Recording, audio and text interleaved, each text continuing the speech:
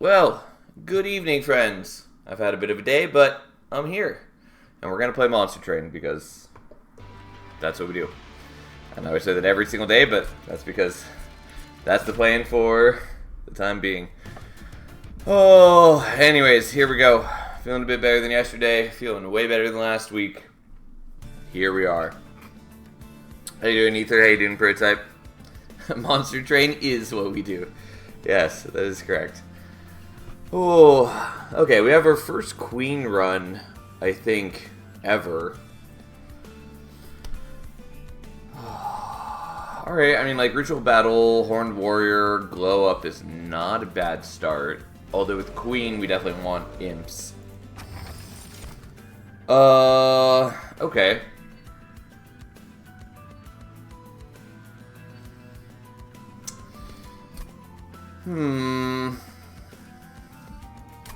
We're probably taking Unbroken Horn here.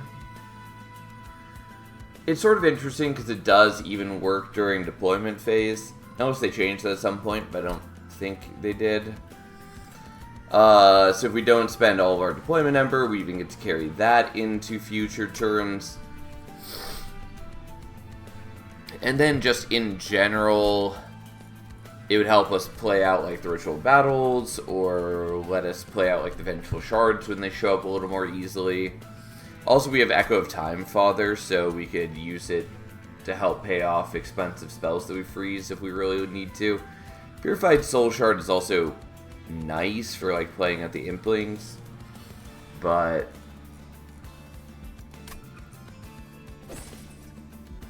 I don't think I care that much right now.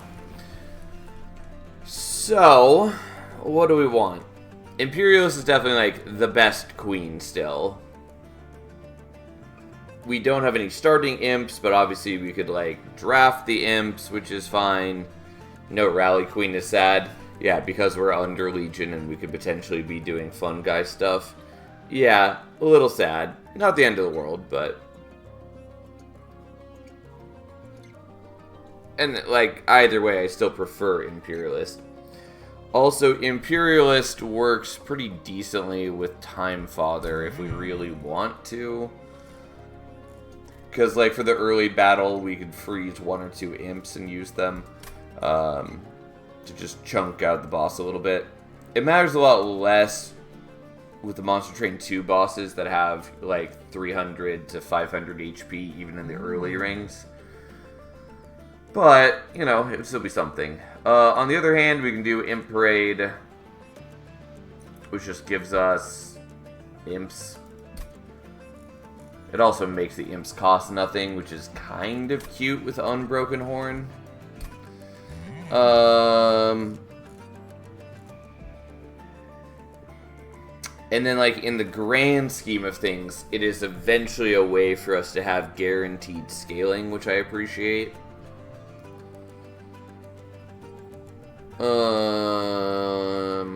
I don't know. I kind of want to go Imp Parade, even though I normally just go Imperialist here.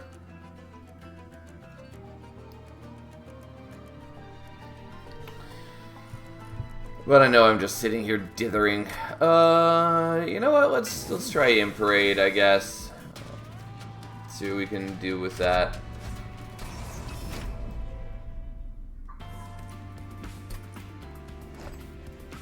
Unfortunately, I don't have very good bulk, and we definitely need better. We need better capacity. How you doing, June, August? Okay, so we can at least do that.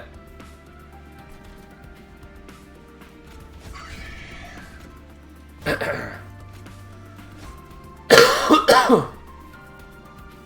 course, I have nothing to propagate.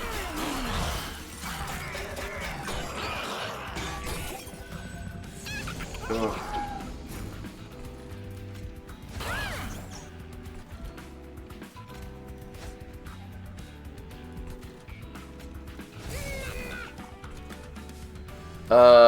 Whatever, we'll do that and play that out. I do think I'm gonna really struggle into the boss. Is this the roguelike streamer literal amphibian?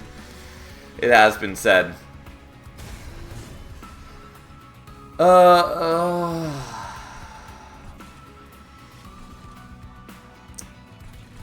Alright. Good enough, I guess. Again, the problem being that I have no defense.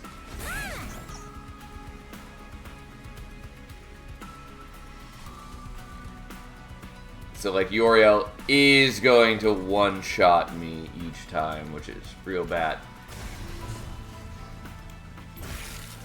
Excuse me. Ugh. I'm so tired of coughing. It's at least better than it was, but still it is so annoying. Since I essentially, well, every time I cough, my brain hurts. And that's not great. Don't love that. And no defense seems like a recurring thing lately. I mean, that is just kind of how it goes early game here.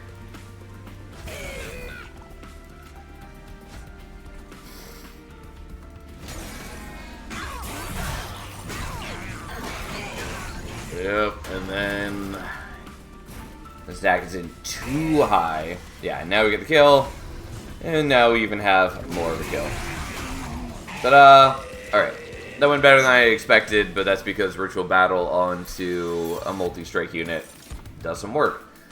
Yeah, there's the fledgling imp we definitely would have wanted for Imperialist. I think we're probably taking the Fortify.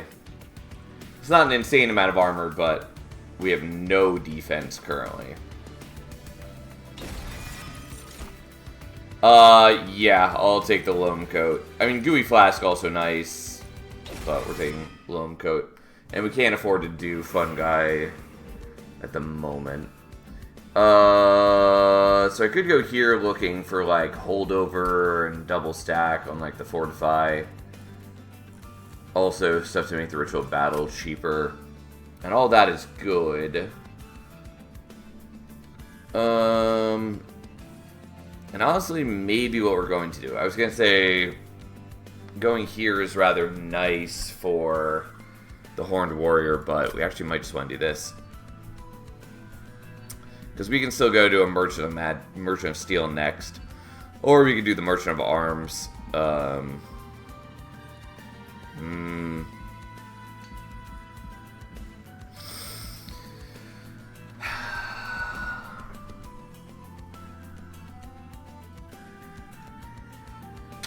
I don't know, I kind of want to go here still and then like go for the Merchant of Arms, try to pick up something to support the Horned Warrior or get Inferno Room, because why would we not get Inferno Room if it was offered? Even though that feels really bad, I really hate relying on Inferno Room. And yes, I'm aware that I'm making decisions rather slowly right now, but so be it. That's just life sometimes. Yeah. I guess we're going here.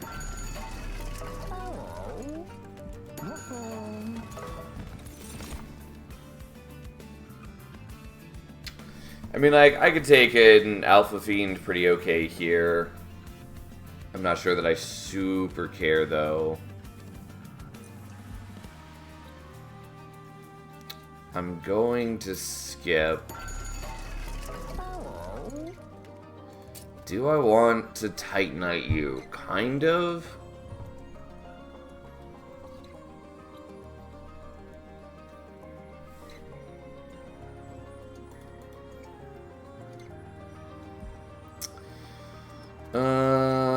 I still need like, well, alright, fine, we're doing that. Although what I really wanted was to get like multi-strike or Smidgestone, which we don't have enough to afford if I re-roll. But whatever, fine. Whatever. This at least works well with the Loam Coat, which is the main thing.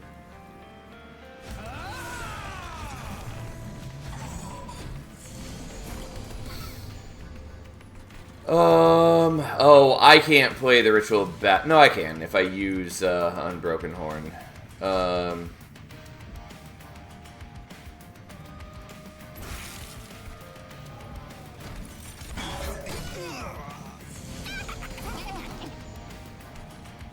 Okay, so we play one of the free ones.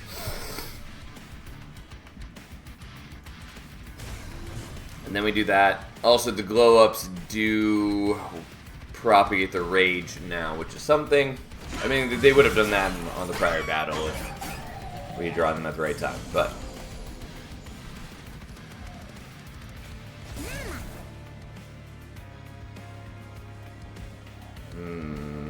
fuck these guys.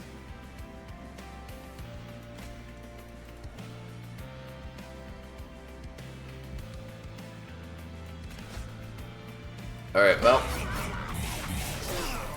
He's not dead, that's the important part. Really wanting to draw the lone coat before now. I think that was a pretty reasonable desire.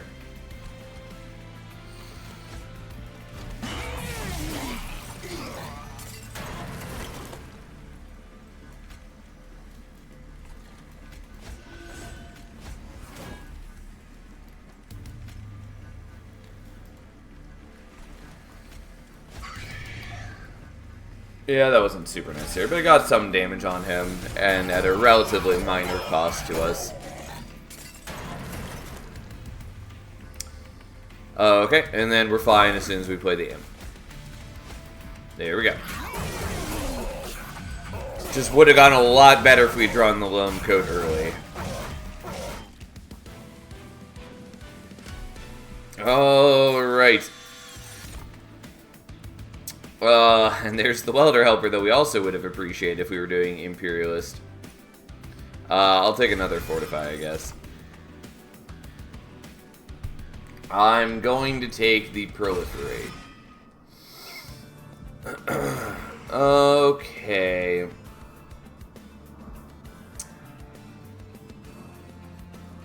I mean, there's some good Merchant of Arms things. I still kind of just want to go for Merchant of Steel for Multi-Striker Midstone, because both of those are very good for me. Yeah, that's fine. Let's see if we can pick up something. Midstone is the better of the options, but that's probably okay.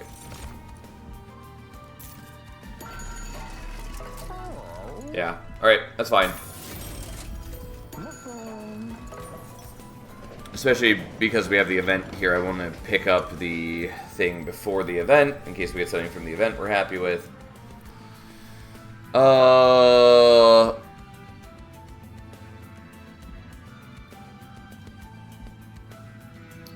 Yeah, I mean, we're doing Fight Club just for the free extra attack power. It's not insane, but it is helpful. Okay, let's get rid of you. And you. And that's all we're doing for now. So be it.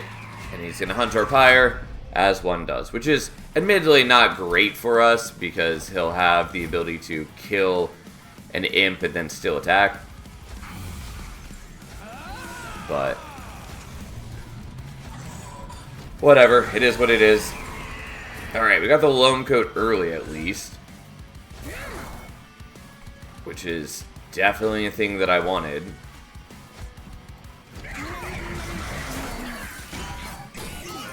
I probably shouldn't have used the second Spore Touch. Just because holding on to Ember is actually useful for me. So I can play out like the ritual battles.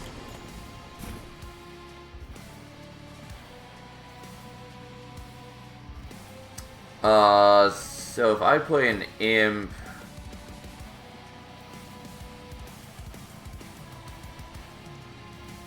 it would still be enough for you to die. I'd have to play 2 imps, which is doable, but I think I just don't care enough. I would rather just take the damage. Like, yeah, I'm gonna take a chunk of damage from Pyre Hunter. Oh well. So be it. What is HP, if not a thing to be used and tossed aside?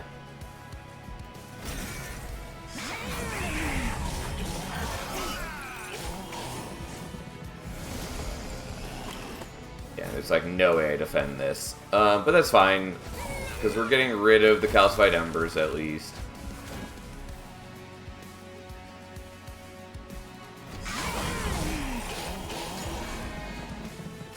Alright. And now the pyre hunting is over with anyways. Oh, wrong ordering. Well, I'm not going to do that now. But I didn't realize I had to glow up. I thought they were all spore touches because I wasn't paying enough attention.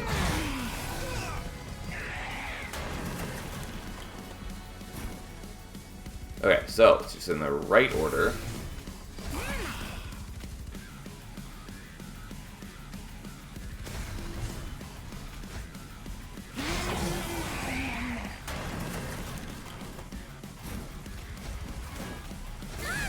And then we're going to play that out, because I don't need to play the ritual battle, I just need to take less damage.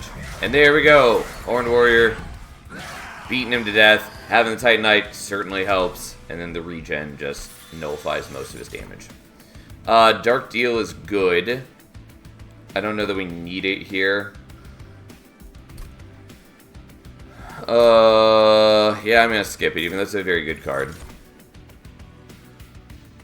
We're going to skip those. We're going to take capacity.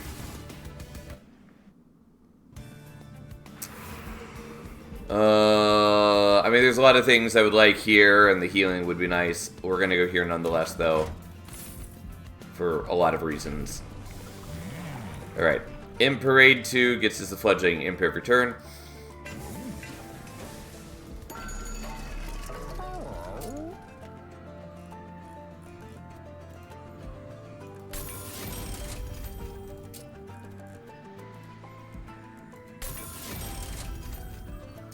Okay. Deployment phase really helped Alpha Fiend. Yeah, it did. I mean, there's a lot of things that help Alpha Fiend be a lot better. Including capacity giving to capacity now. But yeah, there's a lot of things that help Alpha Fiend be better. I'm still not, like, wild about it, but I think it's certainly a lot better than it was. I guess I'm going to do this, even though I don't totally think that needs to be done.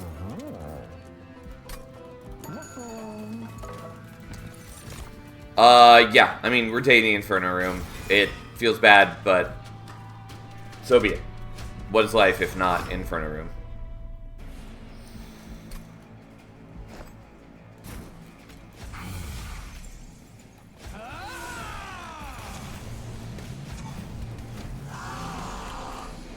Okay, so you get that.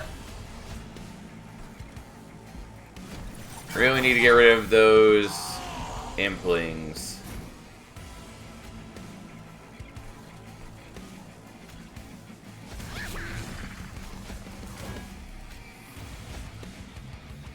If life didn't want me to have Inferno Room, it shouldn't solve 100% of all problems. Yeah, I mean, fair point.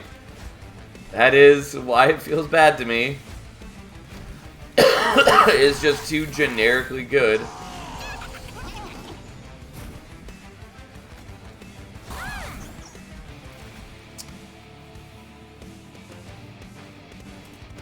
Admitted I should be playing the imps behind, or at least the first one I should have played behind.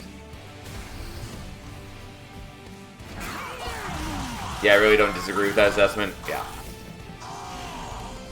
And like, if when they add Monster Train 1 rooms and equipment, it'll at least like water down the pool somewhat, but it would still just feel a lot better if it were just less good or more rare even then. Because I just don't like I just don't like it being such a, like, universally good answer. At least, and I once again forgot to do the glow-ups. Again, at least not for it being a clanless room. It's just too accessible to, like, it's just too ubiquitous. Since every clan can get it, and it's useful in basically every run.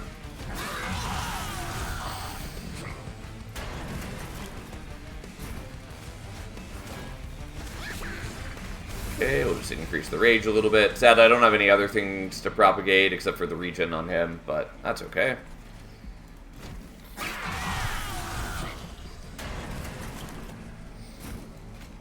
And then we easily smash since we have plenty of attack. His sap is not enough to stop us. Overall, we're in good shape now. I mean, I do love the Dark Deal, but we're going to take the Impressive.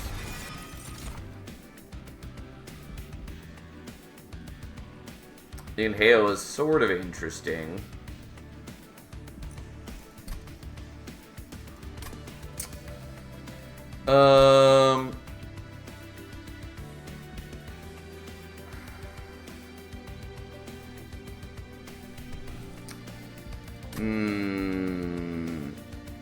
I really need better defense than what I've got.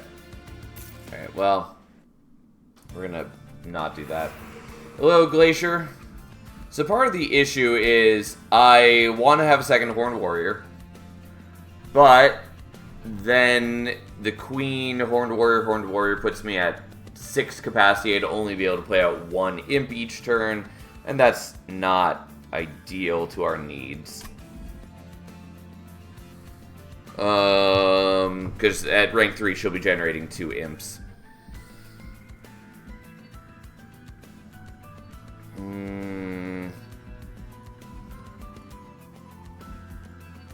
I think I'm going here for the dupe, and also maybe we get another event upgrade here.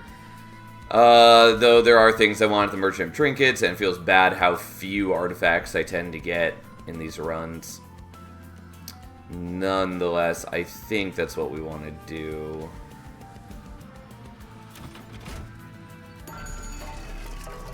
Yeah, there's the Smidge Stone I'd really enjoy.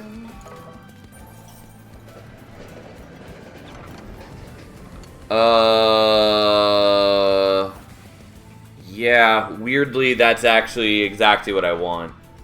Although I never remember with this if it's at end of turn or beginning of turn. Well, either way, we want Willow's Bloodletter. Like, all the options there are good. In this specific instance, Leaky Pen was a bit of a hard sell for us. Just because I already have Ember problems, and I can't really afford that. But Mark of Invasion is a little concerning, but I think we'll be okay. Even if I have to sacrifice one of the Horned Warriors. Also, I need to remember that I maybe don't need to spend all of my Ember every turn.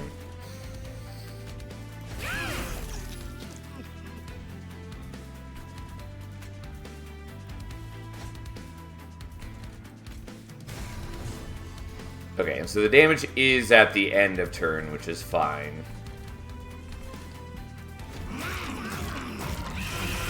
Okay, so he dies, whatever. But it just means that I now have a built-in way to wipe out every imp, which is good for me.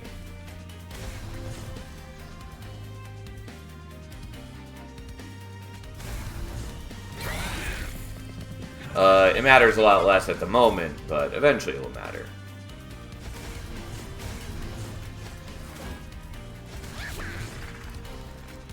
And I'll just block.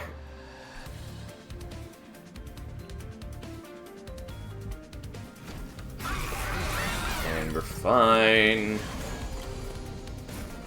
And Queen has enough HP to withstand the damage, so not too worried there.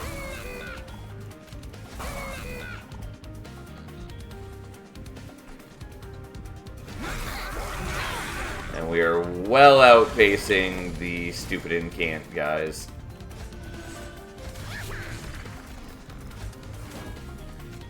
Unfortunately, you are going to get some corruption. Oh well, it's not the end of the world. Oh no, the mighty Quoto! He threatens us with his majestic form.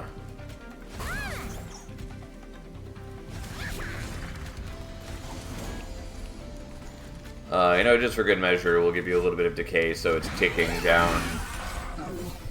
It doesn't really matter. We have enough damage to kill him, and I'm pretty sure we have enough defense too, so.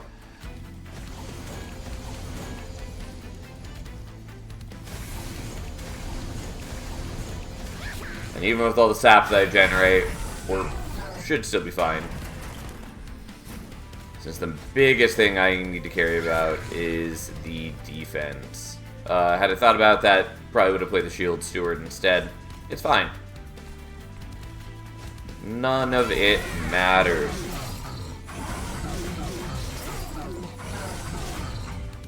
Alright.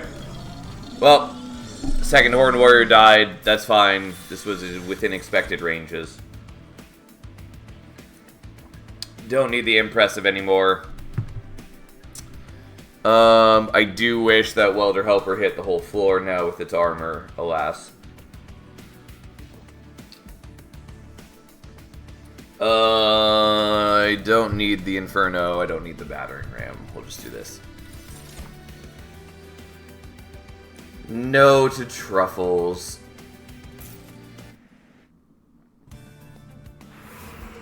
Okay. There are things I would enjoy, and also like the healing is not bad. I'm pretty confident we want to go here though, looking for like double stack and like remove consume on the proliferate maybe, and just like minus costing the ritual battle. Sad battering ram noise. Well, if it wants me to take it, then it has gotta let me target what it deals damage to, or scale with armor across all floors rather than the armor on your current floor. Does not help. Does kind of help, but we might just still want the Fight Club at this point. Okay.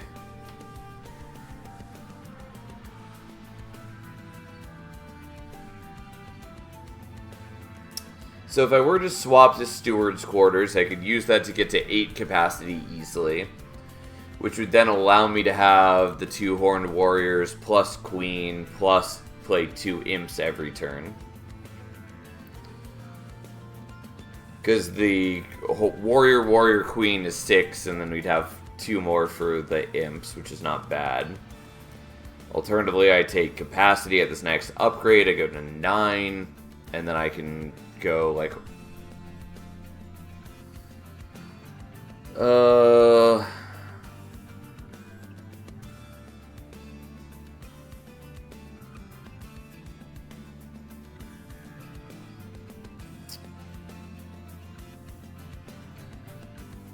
yeah, I think I'm taking the Steward's Quarters. I still might do like I need to visit a Merchant of Arms to make this work, which is fine because it's right here, and there's a dupe spot there as well.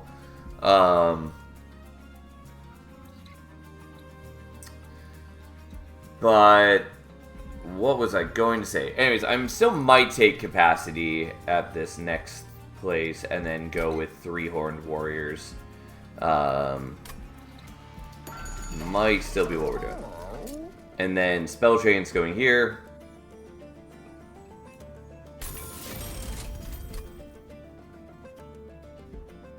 Okay.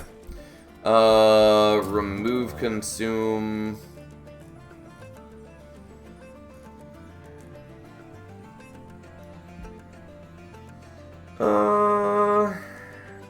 Yeah, that's fine, I guess.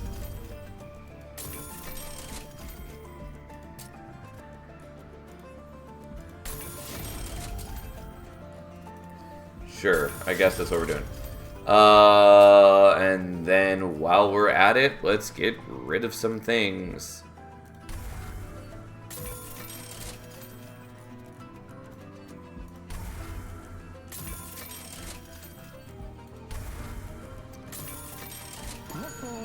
Alright, well, that's what I can afford to get rid of for the moment.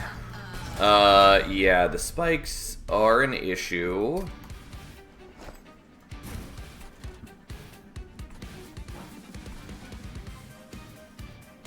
Yeah, this is why I should have held on to a steward for this long. And why it would be really nice to have the Inferno Room right now. Thank God we got Inferno Room. And then we got an Imp so we can block that, which is what I'd hoped for. I should be buffing the one in back. Oh well, I didn't. Here we are.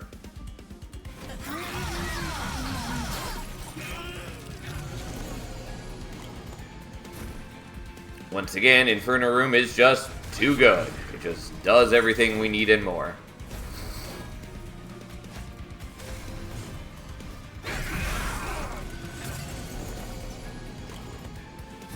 Yeah, unfortunately you did survive to get the spikes. Also, I probably should have used these. Oh well, that's fine. We'll just hold on to that.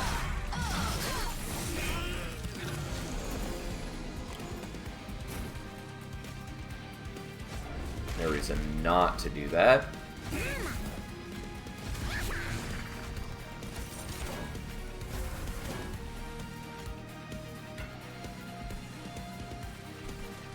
Well, have a little bit of decay, my dude. Alright, good seeing you, Rip. Get some rest, my friend. Okay, so. I do need to defend the second one as well. And unfortunately I don't have enough blocking power to stop Kale from hitting. Oh well. Mostly we're still in great shape.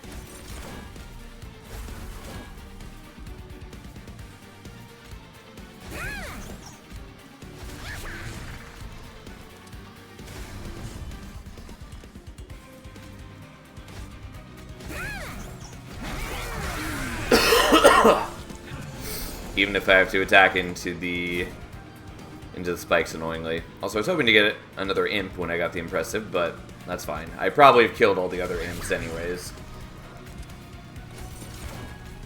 I mean, one way or another, we're in fine shape.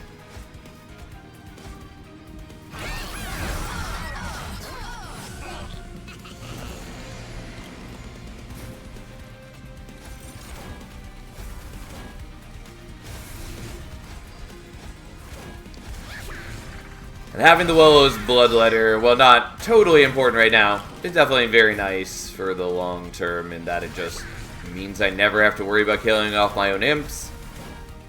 And it's a bit of extra attack power and everything, although at the expense of being a little harder to defend.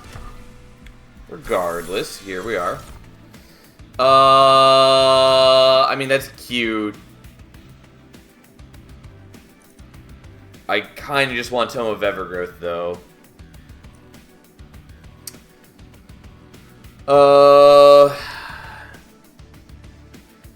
Just because being able to... like, being able to repeatedly sap things is good. I can also use it to give regen to my own guys so that I can propagate it with the Proliferate. And that can offset the damage from Lolo's Bloodletter, which is something. It mostly doesn't matter, though. I'd mostly just be using it for the sap every turn, which is still relevant. Last Stand feels perhaps unnecessary.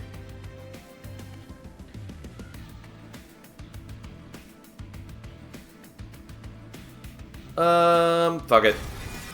We'll do it anyways, and then we're gonna do this, even though now I have another expensive spell, and a Calcified Ember to get rid of. Okay, here's this.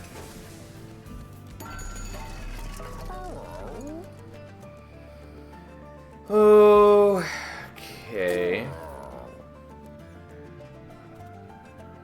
So we have to do this, though I would also like to do the Inferno room. But like that I actually need.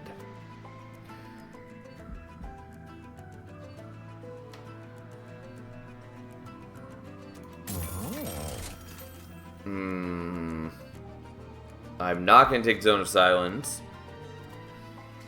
Mushy Room is not terrible. It's not crazy either. And Bloodthirsty Blade is way too late to be relevant. I was mostly hoping for like Swift Steel Dagger. Just because the quick would be nice. I don't think I care about the Mushy Room. In hindsight, Hef's Hammer might have been better. No, disagree. It's just too late. Like, I really dislike the design of extra capacity via Slay. Because, especially with deployment phase, I really want the deployment... Like, I want the capacity during deployment, so I can play out my Horned Warriors, yada yada yada, do my thing. And I can't wait to have capacity to play the Imps, because the Imps are what give me scaling so I can kill things. So, I really just want the capacity right up front. Anyways, I think I'm just skipping on the Mushy Room.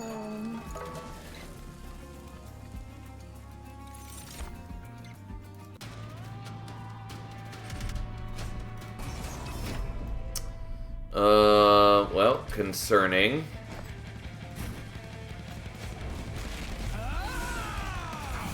We might lose one of the Horned Warriors, possibly multiple. I'm hoping we don't.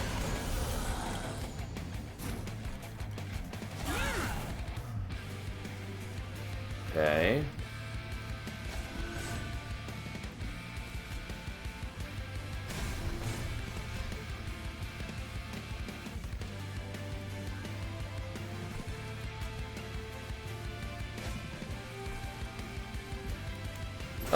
Okay, that's good enough. I do, unfortunately, have to deal with the Scourge cards. Oh well. Okay, so I want the armor to go on you if I can.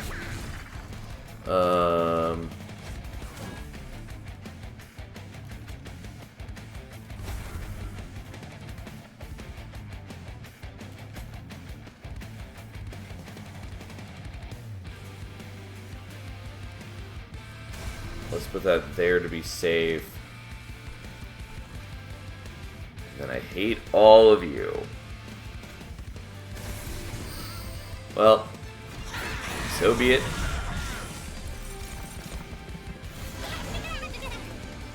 Oh, God. Okay, so Loader Helper goes to there for more armor every turn. We do that. We just try to reduce how much damage I'm taking. I will take the one from the Vengeful Shard.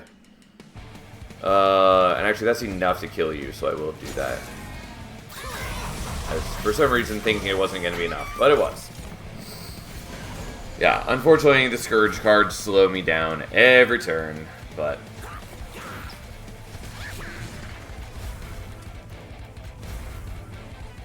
Like, and I have no way to kill these guys early, so...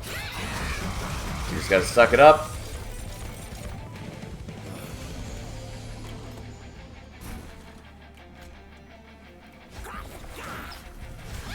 At least I have the Fortify now. Since I do sort of need that.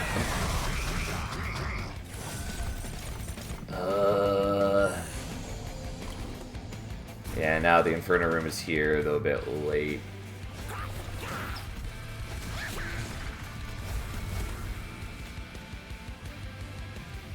Okay. Just so I don't forget, we're doing that. And we'll do that, so I have less Scourge cards to deal with now. Well, sort of. This guy survives, because I just don't have enough bolt to shoot through him. I could have had I done something different and realized, because I could have played this imp behind and had one more attack.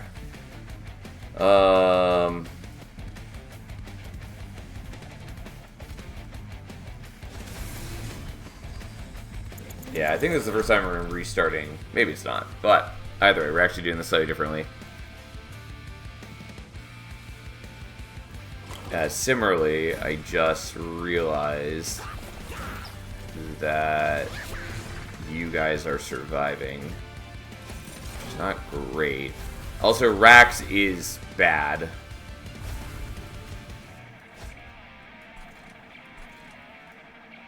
And I get more Scourge cards. Yeah, Rax is a problem. Like, my defense means nothing to him. I'm not sure I can actually beat him with this setup.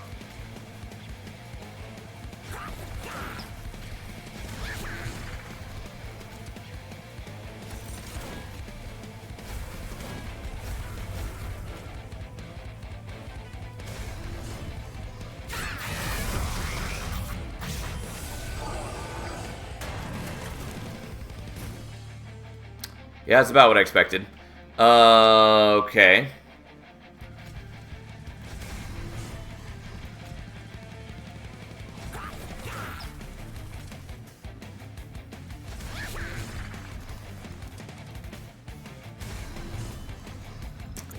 No.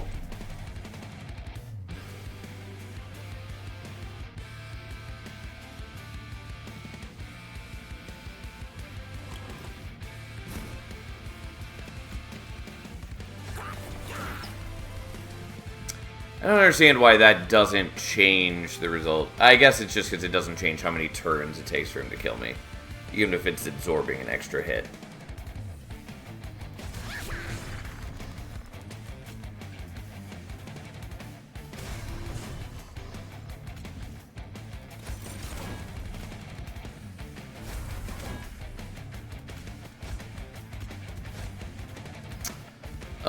God, so close, but that's not enough. What if I remember to do the propagate right at the beginning?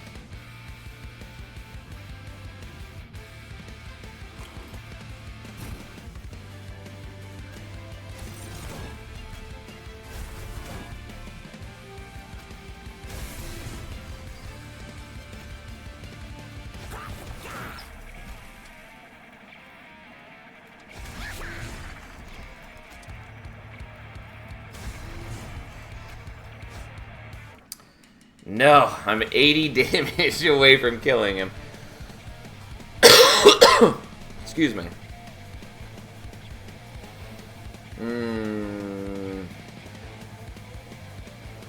Well, I'm gonna retry the battle once. And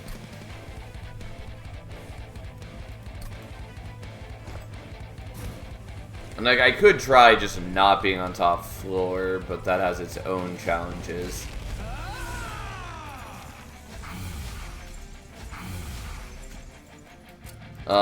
Alternatively as well, if I had Queen in front of the Horned Warriors, well, in front of one of the Horned Warriors, that also probably would have been enough. Yeah, let's just try that, even though it's a miserable fight.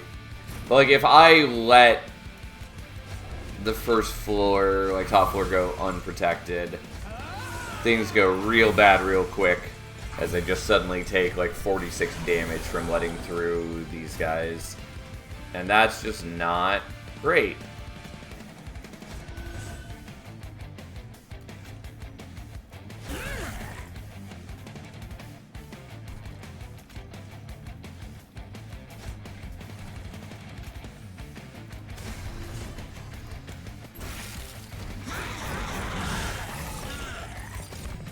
Okay, well, let's try it this way.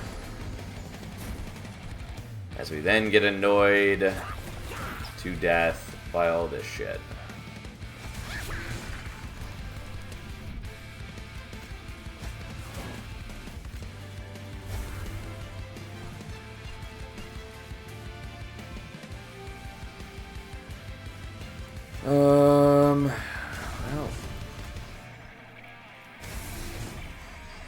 Stupid Calcified Ember and everything else, and mostly I'm mad at the Scourges and the fact that I don't draw the Inferno Room until like the very end. Also, I could have used this last turn to give myself the ability to play one more Imp on that turn. Oh well.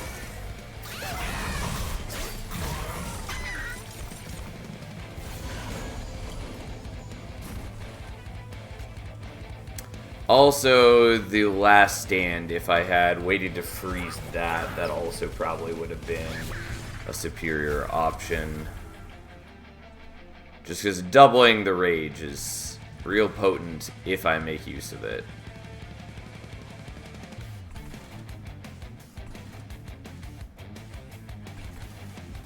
Well, fine.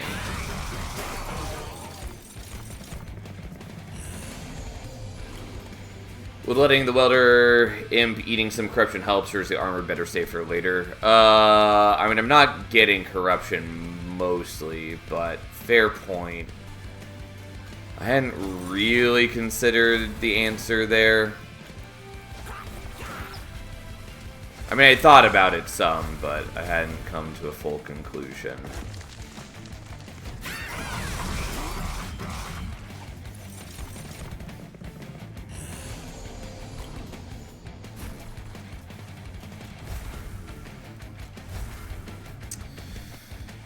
Oh, and I do need to save you guys.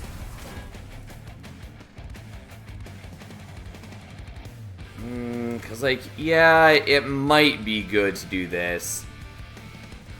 Though, if I play it here, then I'm not killing this guy and I'm not killing this guy. Whereas if I play the Imps in back, I can.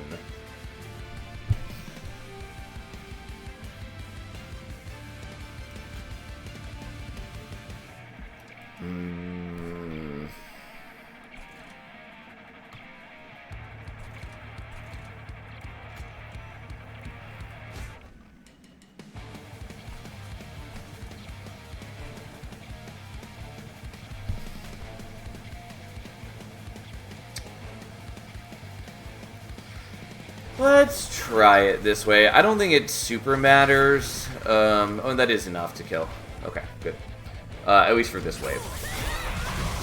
Like, yeah, I don't think it tons matters overall, just because Rax outputs so much damage. But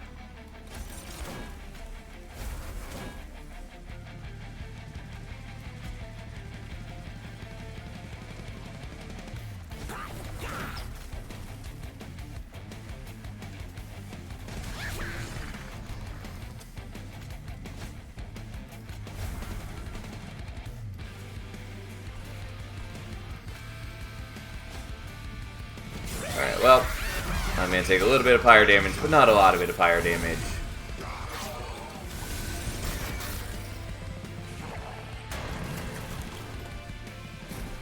And I would love to play the Calcified Ember, but such is life.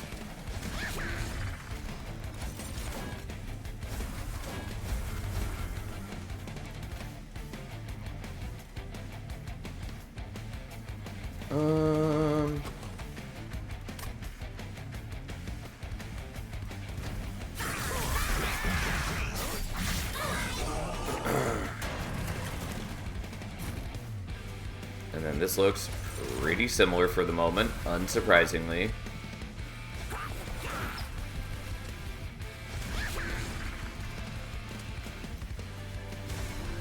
There we go.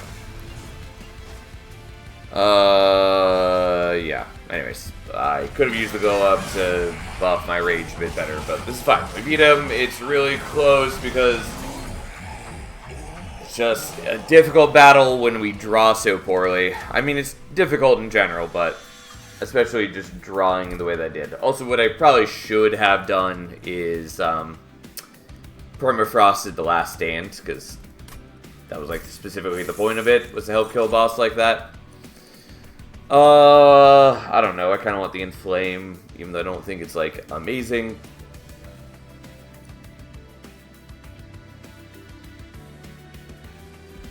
And admittedly, the 2 Ember is kind of onerous for me right now.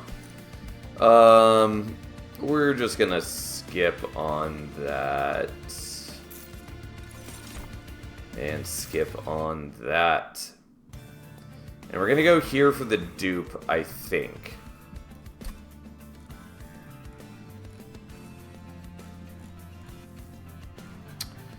Yeah, that's fine. There's not too much I can do to make my deck better. I really want Dante's Footstool. I still want this, for sure. Also, it's like that, because I think it just comes out better for us. Yeah, we definitely want Railhammer. 100%. Currently the Eternal is kind of cute with Wollow's Bloodletter. I really wish I could make something deployable here and then grab the Artificial Pyre Stones. I mean, it's still useful for me to have this either way, since with Unbroken Horn, any Ember that I don't spend I get to keep regardless.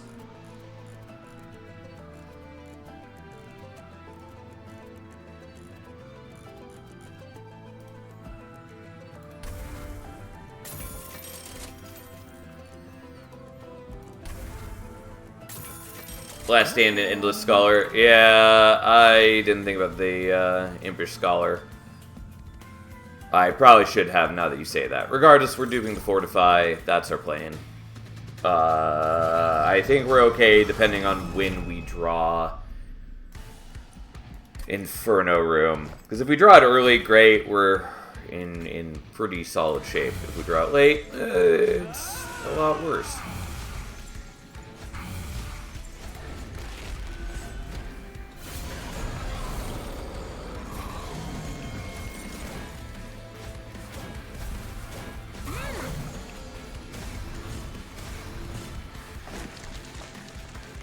Okay, for good measure, we're going to kill one of those with the Spore Touch, in case we don't get Inferno Room. Like, yeah, I can block with the Imps to some degree, but...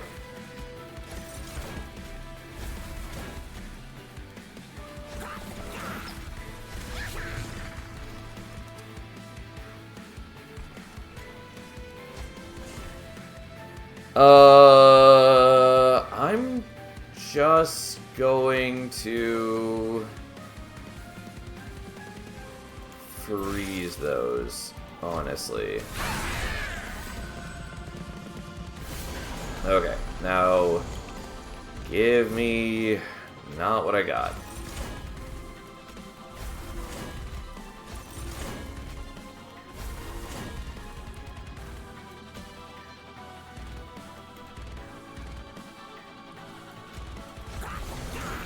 Okay, we're going to sacrifice you so I can put some dudes in front here to block these hits.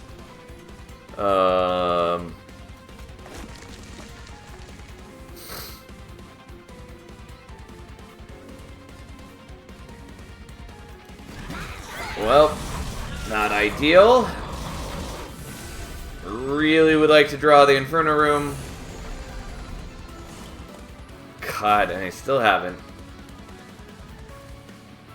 Yeah, and then you're a jerk, we know. So I don't get my things, which causes me great despair.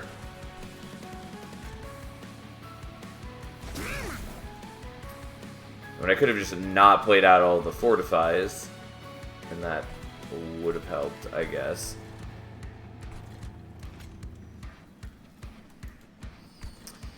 Whatever.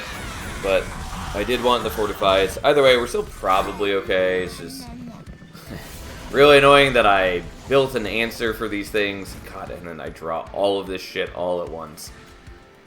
How miserable.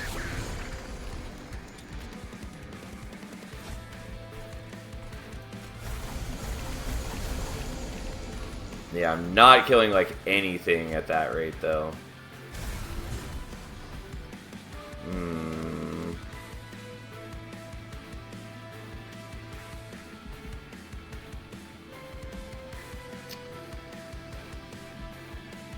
Oh, God. Yeah, I don't think I can do that.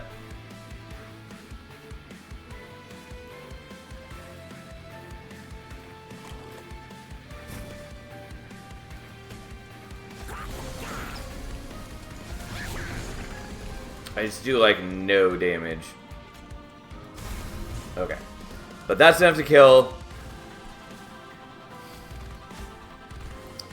Means I think we just have to take the Curse of Entropy, which is the first time I've intentionally taken their damage in a long time, but it is dramatically better than just not killing any of these guys. That said, I'm going to let the game do some math for me and figure out how many of these I can play. Okay, so I can play 2 of them, but no more. Okay, so that comes out, and that comes out, we do that, we finally get that, 1, 2, and then we'll take the others, which isn't too much damage. Way better than taking the damage from these guys. Ugh.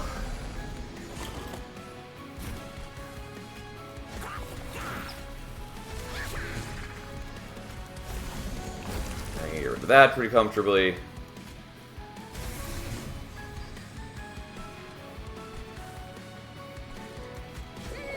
Oh yeah, you don't even do anything because you're silenced. Great.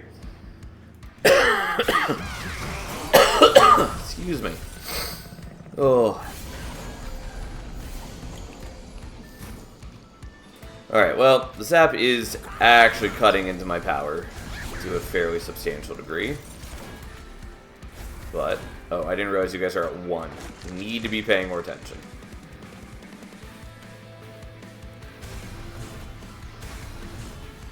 Also, should have used the glow up. Wasn't paying enough attention. Oh well.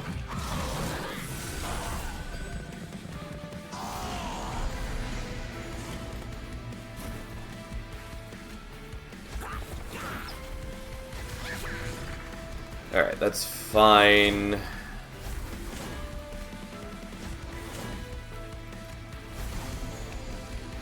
Once again, didn't use the blow up when I probably should have. Well, here we go. Got tons of Ember and nothing to spend it on, basically.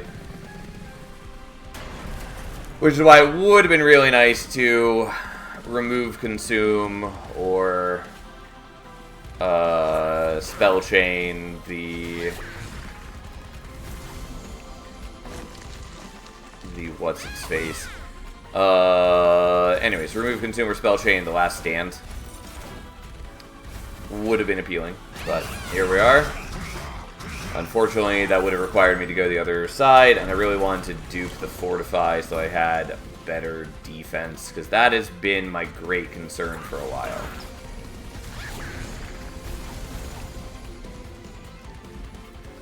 Alright, well, mostly went okay. It would have been a lot better if I had drawn the Inferno Roomba right off the bat, which, again, had I been able to deployable it, would have been what we wanted. Also, yes, if I'd picked up the Impish Scholar, we might have been able to get Endless on it, and then could have tried to repeatedly do the Last Stand, which also would have been good, but I didn't think about that. Okay, now let's see if we can beat the Titans, which I think we can. We got plenty of HP, and the battle is largely meaningless. And we just need to get our defense set up, which isn't too hard.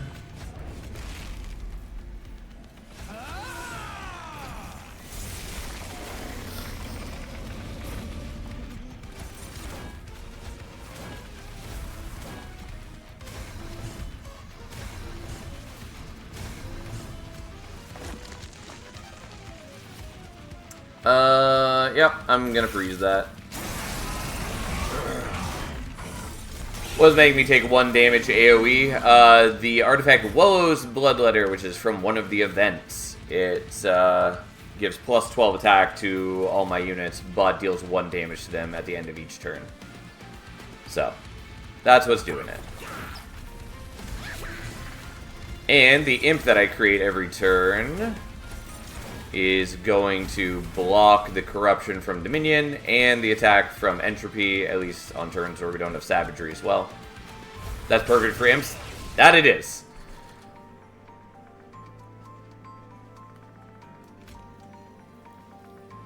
And unfortunately, we don't have Inferno Room yet, which means I have to deal with Scourges, but whatever.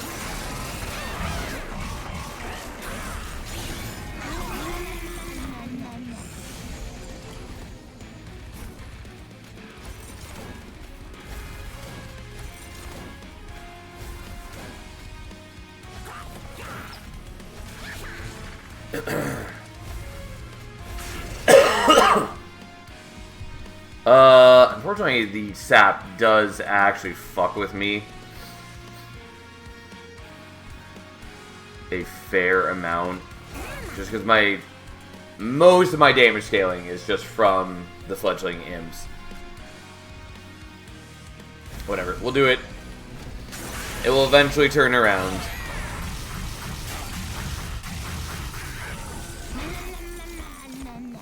Oh god.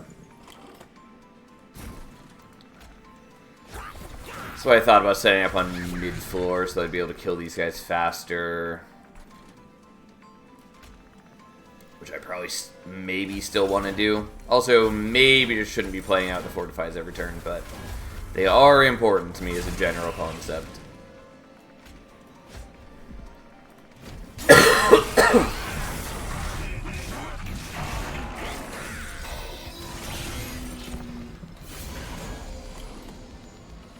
Yeah, but if I'm playing them every turn, then I just never dig deep in the deck. Oh well.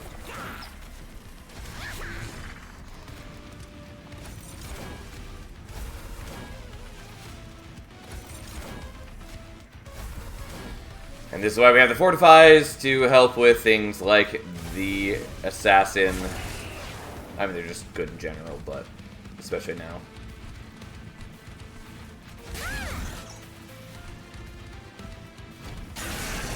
Otherwise, my dudes were going to die. Unfortunately, I am bleeding health real fast. Finally, I get this. Way late.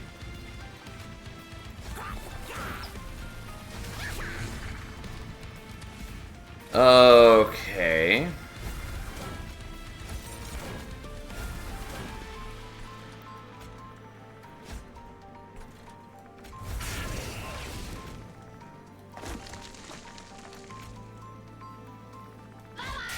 Sure, we'll do a little bit more damage there. Not very impressive, especially because the imp is already doing like 23 damage on the attack, so it's not that much more attack power. But so be it.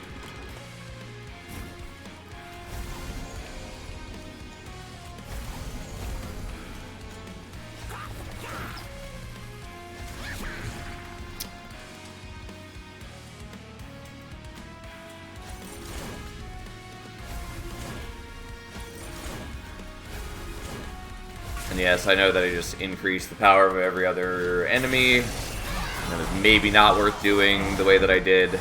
Oh well, here we are.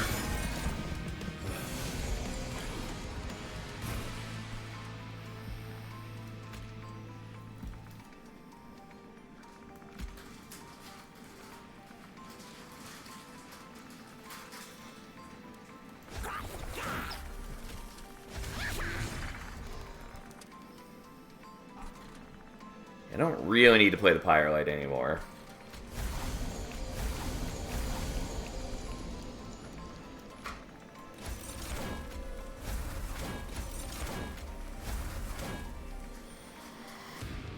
I mean, I may as well, but here we are.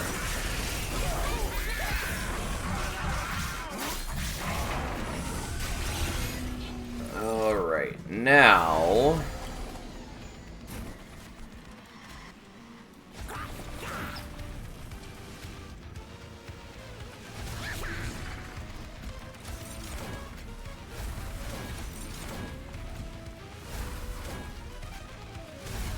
Okay, so now we have enough to kill savagery, which is the main thing I cared about. I think I still have to do this, even though it greatly decreases how much I'm doing to entropy, or at least decreases somewhat. But just need to kill Entropy now. Which is weird to me because it's almost never Entropy that's left for me.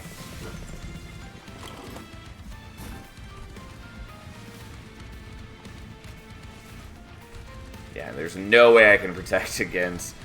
Well, is that true? Just out of curiosity. Yeah, I'd have to protect so much damage, which seems impossible. Especially since he has Trample. Yeah, not even close. No surprise. I probably could have done that on earlier turns, but I did want to stack up as much Rage as I could for when I did the last stand. Which maybe I should have waited one more cycle, but I thought I had to do it on the on that turn.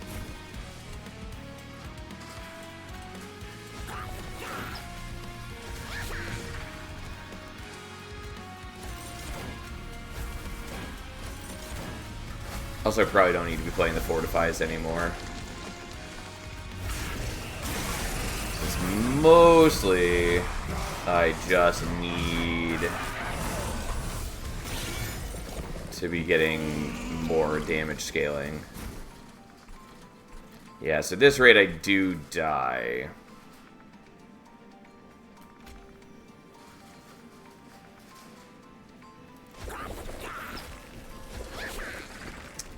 Yeah, because like, I can get a little bit more damage there, but that's not enough. I'm going to try the battle one more time, where we just do a little bit less defense.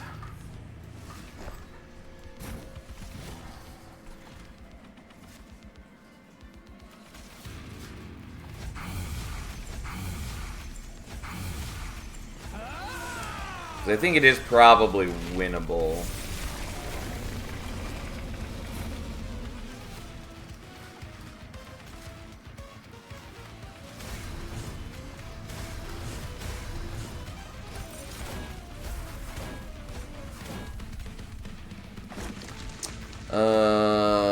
And then yeah, I'll freeze that, I guess.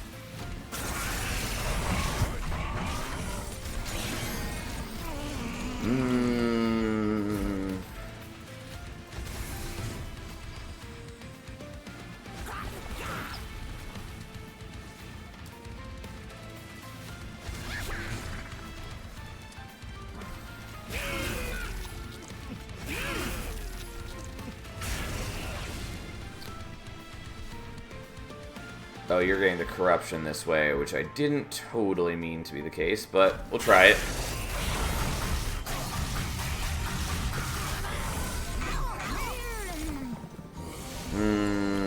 Okay.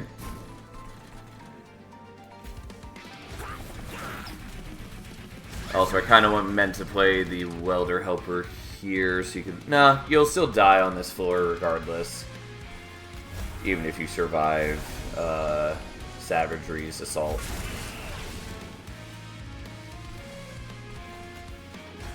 Oh, yeah, and I remember the reason I need to have at least one Fortify is for this guy. As I discussed last time.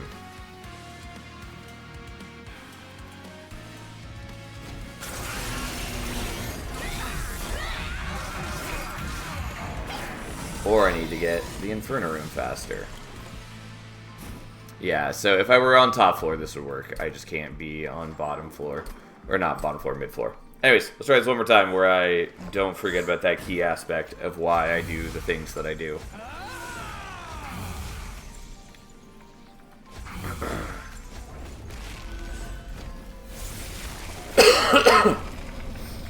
Okay, so,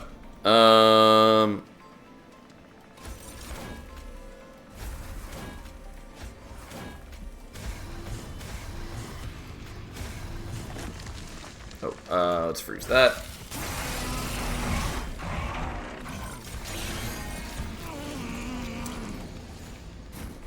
And...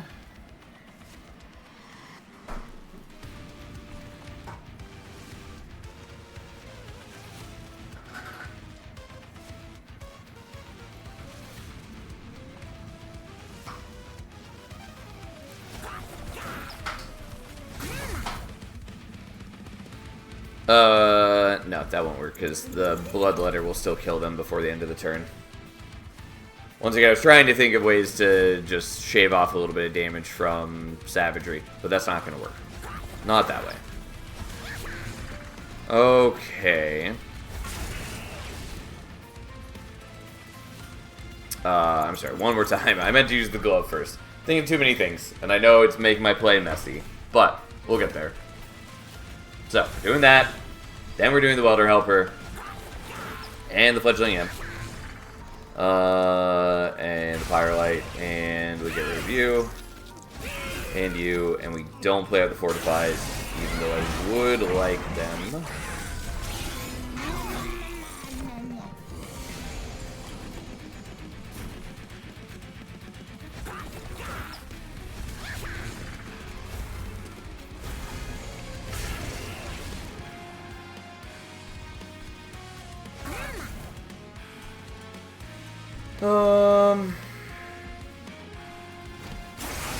Sure.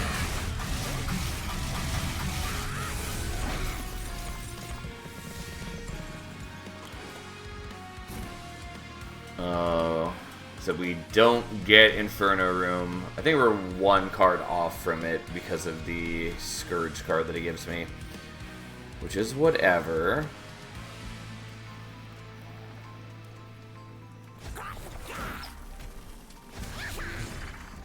If I could just move you to the front, I could kill you with an Imp.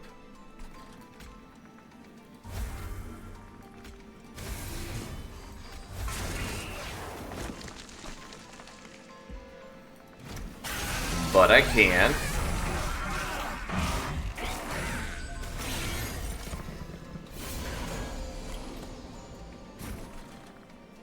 Yeah, which then means you do kill my dudes, because I don't have the Fortifies this time to save them, which is a problem.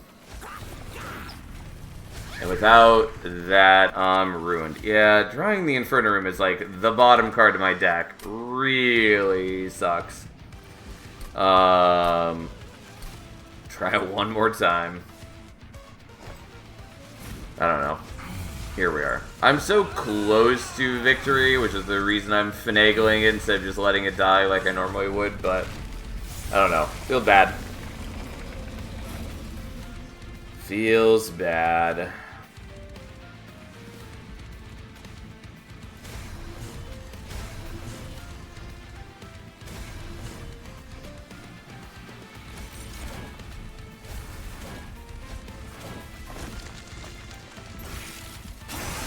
Well, here we are. I just need, like, a little bit better attack scaling. And/or I need a little bit less annoying Scourge cards and things. And I thought about pulling this guy forward and hitting with the Imps, but that's not quite enough to kill him. Although maybe we get the Spore Touch next turn, I could do that.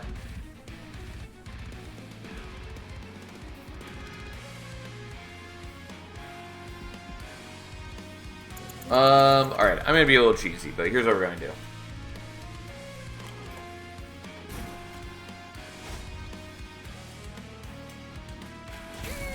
Oh, actually, I don't even need to be that cheesy, do I?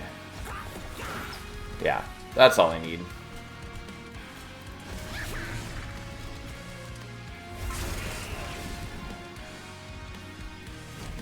Okay.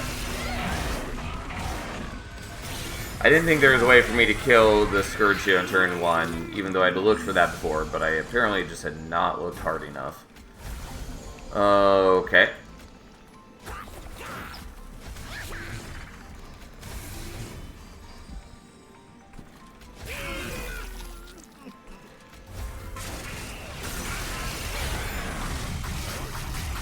Now, hopefully, now we draw the Inferno Room. Yeah, there we go. Okay.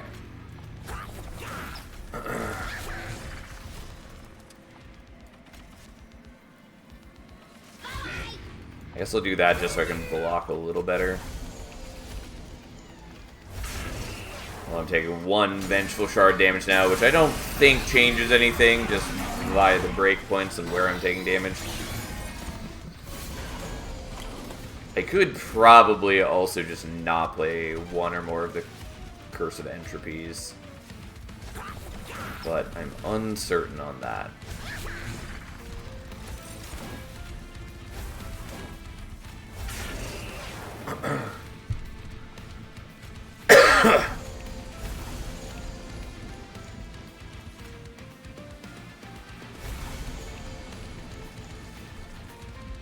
Well, here we are. I very much would like to build up more rage, but that is proving to be a struggle.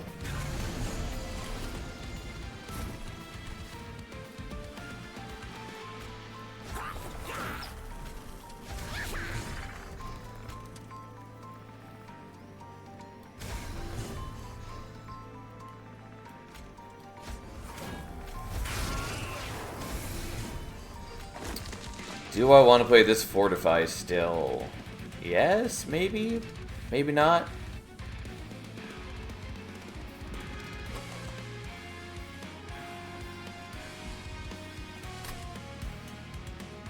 I think... no.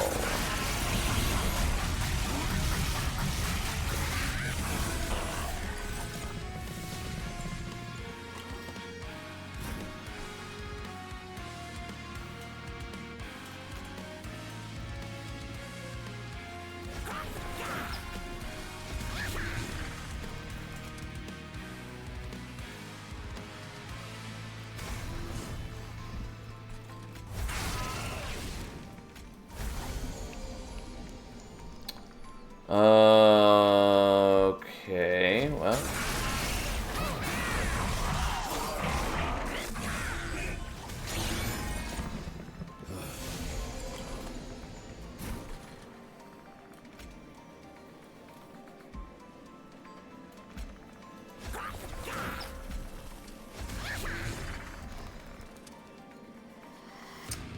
So I meant to do the glow-ups. I think I'll do the glow-ups first. Just because I'm trying to eke out, like, every little piece of rage that I can, since my deck is not great at generating it, since, unfortunately, I couldn't take any extra draw, and the sap from Entropy is outweighing the rage that I gain from the Fledgling Imp, which is a problem. I'm like, yeah, maybe I could be playing out less of the Curse of Entropies, but then I'm just taking more higher damage directly. I really just needed slightly better rage generation or the ability to use the Last Stand more than once.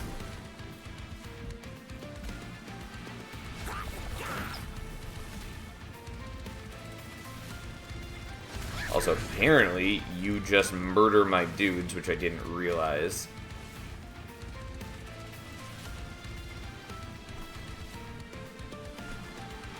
Which is a problem.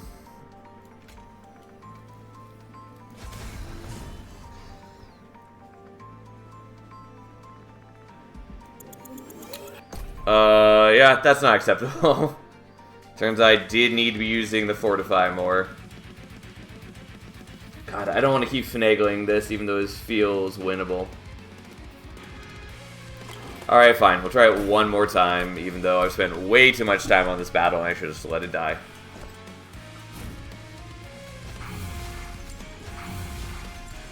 I could also just try not doing any of the Curse of Entropies, or at least not most of them. Which I'm tempted to try. I don't think that it really plays out the way that I want. Alright, have a nice night, Fury.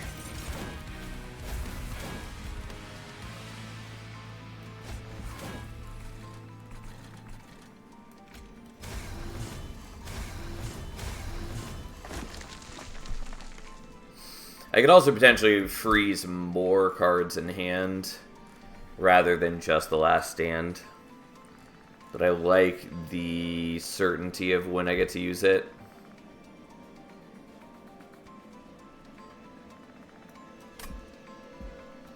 Well, let's try.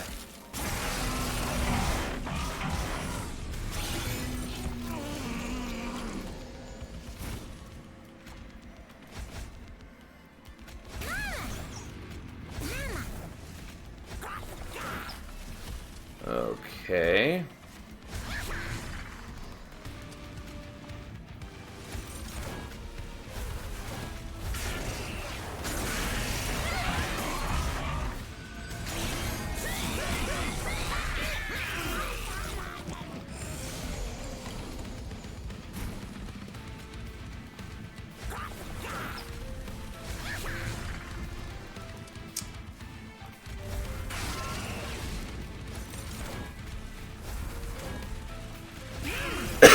Alright, let's try not doing the Cursed Entropy for once. Like, it does decrease my attack power pretty substantially playing them out. Although it's a lot of extra damage to be taking. Oh, and I don't draw the Inferno Room because I used the Fortify too much. Ugh.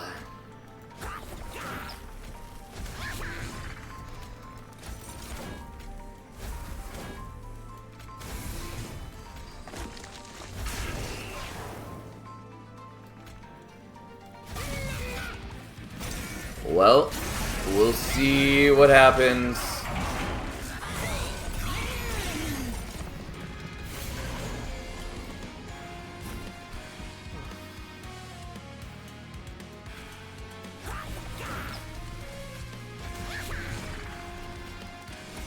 Yeah, at this rate I have to do too much. Because I didn't kill this guy beforehand, and so no matter what, one of my units is dying. Let's try it one more time. I don't know. I know I should let it go, but now it's a puzzle that negs at me, knowing that I have all the pieces to solve it.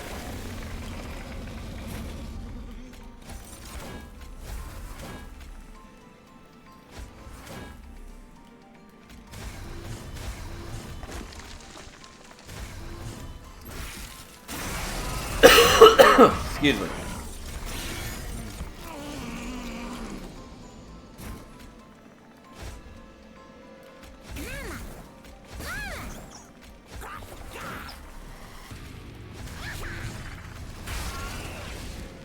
Okay, I think I don't use either of the fortifies right now.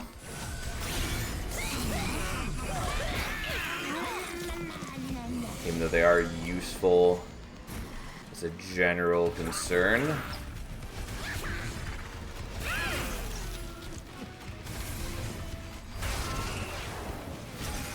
Alright.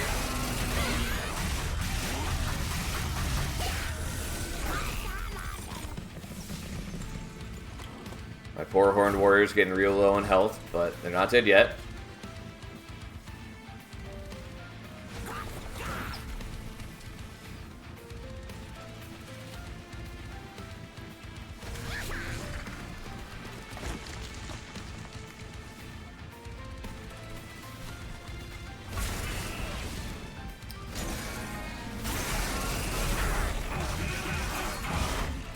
Could try to manipulate draw RNG by leaving a card unit in the deck. Yeah, I mean, that's true, but I'm not going to worry about it that far. If I don't succeed, like, now, basically, then I'll leave it finally.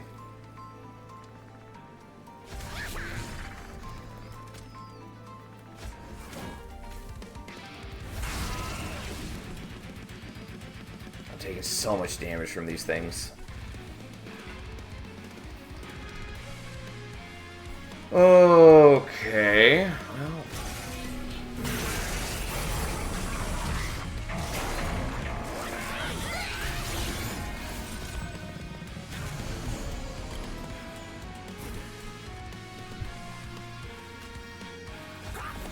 Rage now. That was my intention, yeah.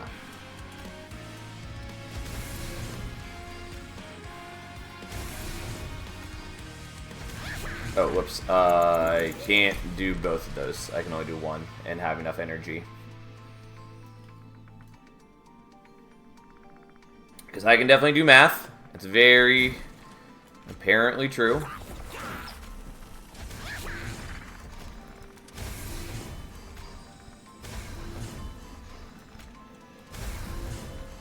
Yeah, it's not enough. Because if I'm not killing you on this round, then I don't know that I have enough health to see you through for one more round.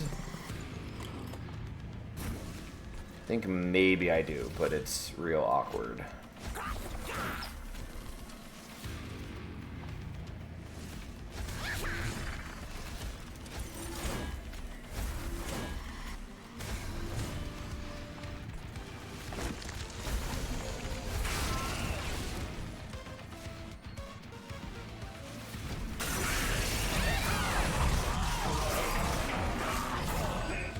See if we can reanimate, guys.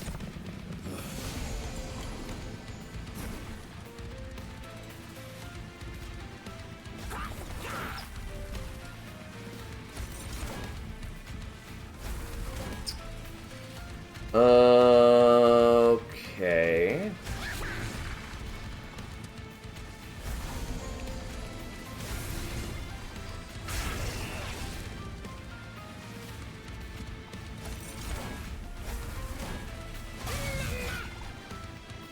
Well, we have one turn to find out. Which might be enough. Except that it's not. Because no matter what I do, we're dying to Dominion here. Which feels bad, because I do actually have enough to get the kill here.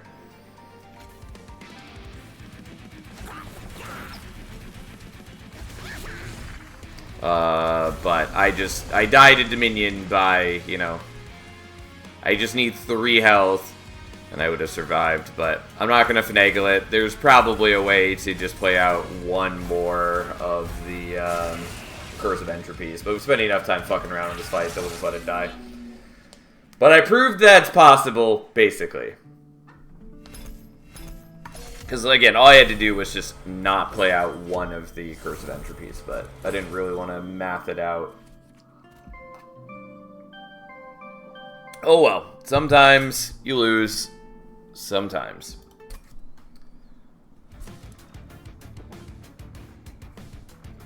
And if we just had slightly better draw order, that also would have helped. I mean, there's a lot of things I could have done to play that run better. But, the Scholar held the key to victory feels bad. I mean, you're not wrong. Had I taken the Scholar, that would have helped tremendously. I just didn't even think about it. But... it would have been good. And we have Gilda. Okay. Yeah, I mean, Tethys' Scales is not great. I mean, it's okay in general. It's not good when we're using, like, Flicker or Bloated Whelps, because abilities can also consume spell weakness, so... like, even when it hits, it's not going to do a whole lot for us. On the other hand, Wanderer's Talisman also basically does nothing for us. I'm still probably going to take it, though. Like, it can do some things depending on what we see here. Yeah, I'm going to take Lady Avarice, I think. Yeah. That's fine. Especially because I can sort of get use out of Wanderer's Talisman with Lady Avarice. What I wanted was Bloat Mother, or Bloat Matron, whatever it's called. Thick Lady. You're not wrong. Okay. You're going to go there. I guess we'll have you on bottom floor. And try to draw some whelps.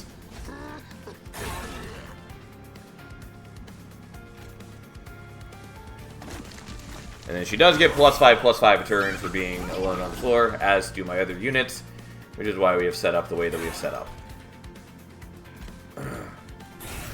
Okay, so we'll do that so you can die there.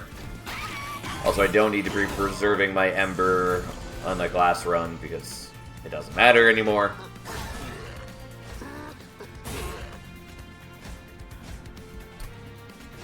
Unfortunately, I did want that Whelp for next turn, but whatever. Well, still got him. Getting sweet, delicious gold. And all the extra stats that we got in Gilda are enough that we just kill Astriel, especially since he spends the first couple turns just dithering about like a chump. And we gain a little bit of extra gold by giving her a buddy. Alright. not a bad first battle for us. Golden Touch's maybe. Lava Armor is okay. And by okay, I mean legitimately pretty appealing right now. Yeah. I'll take it, I guess. I'm going to take another Offering Token, though I kind of want the Helical, but I'm going to take the Offering Token. And we're definitely going here, and we're looking for Titan Sentry. And I know I didn't click on the unit banner, but that's because you should always check the shop first. No, I saw the shark, and for a moment I was excited, but wrong shark.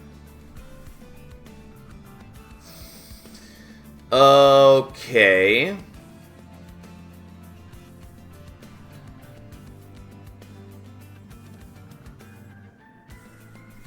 I mean, I guess we'll take her for now. I guess. I don't know. Here we are.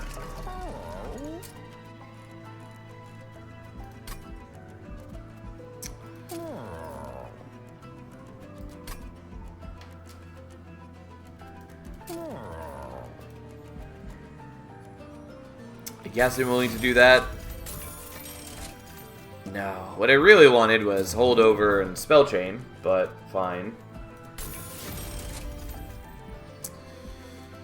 I could do some removals. Maybe should do some removals, but here we are. Also, maybe should have taken the Guard in the Unnamed.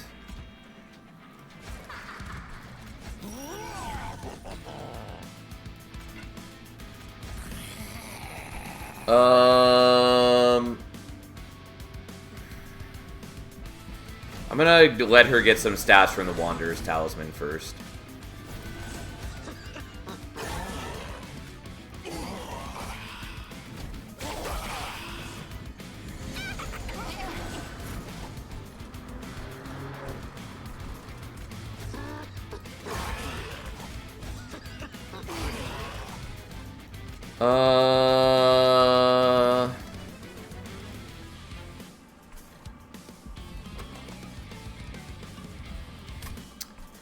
Yeah, I'm actually going to let you take the hit here.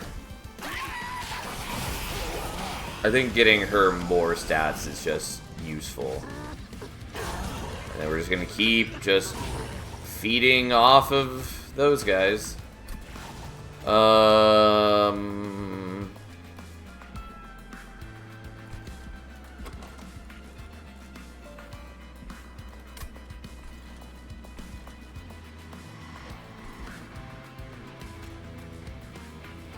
Yeah, sure, I'll play you out now, I guess. I didn't totally want to, but I think it's good enough. Well, I do want to play the Calcified Ember. Unfortunately, I have no way to kill the backliner there. And playing out the Spear Steward gets me a little bit more damage and 10 gold, which is nice, but I don't think it's nice enough. I think I'm okay with just getting rid of that.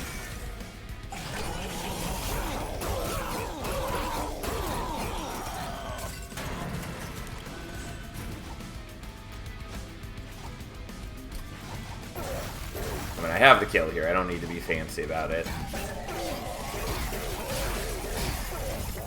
And thus he dies, and that's why we let the Cold Kalia get some stats.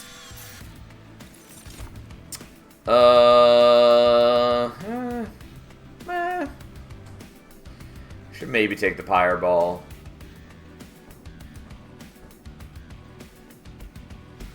Egg. I mean, Golden Touch is appealing, kind of. I don't think it's a great card. I mean, like, Horde is good, obviously, but I'm not totally certain that I want it.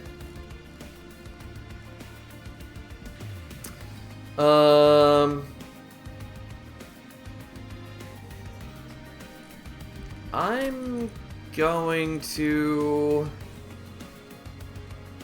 What are we even looking at upcoming? Sadly, no Stygian banner. There is one there.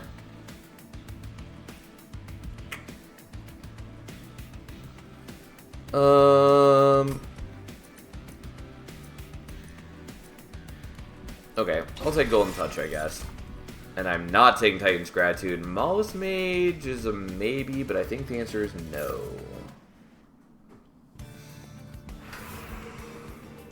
And we're going here. There's some nice things over there, but we're doing this.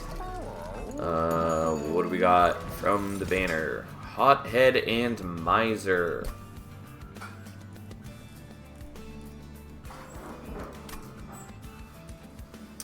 I will take a Hothead.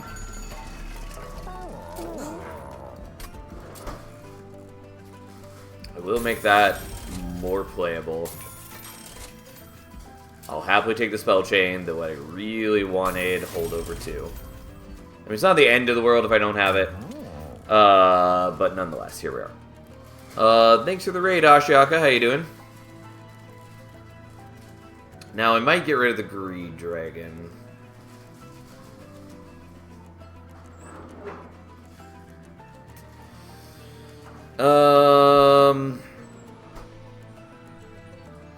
I could also just, like, wait to make that decision later and just, get rid of a Shield Sword now. Pretty good, clearing up my non-Titan crowns. Very nice. I just have too many units, especially when I want to be utilizing the Wanderer's Talisman for now. Alright, fine. We're doing this. We'll see how it actually ends up. But for the moment, we should be in pretty decent shape. I should have looked at the shop, or this first. I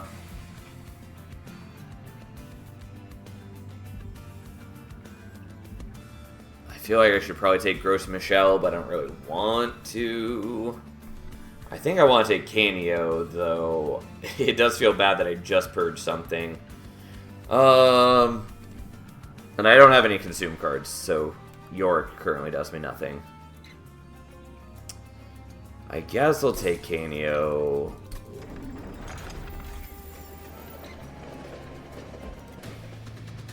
Also, one run I had no right, I think winning was almost certain I was dead, was essentially in panic mode for Ring 5 onwards. Very nice. Feels good to win those runs.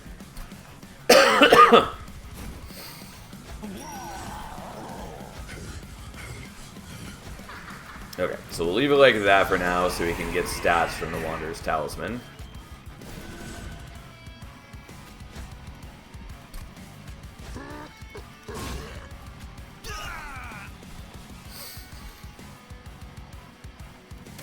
And I guess we'll do that now. You take a bit of a beating, but whatever.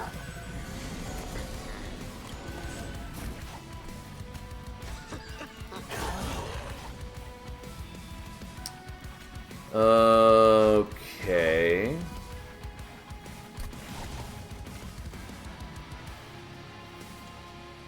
Do I actually want to play out the Shield Steward here?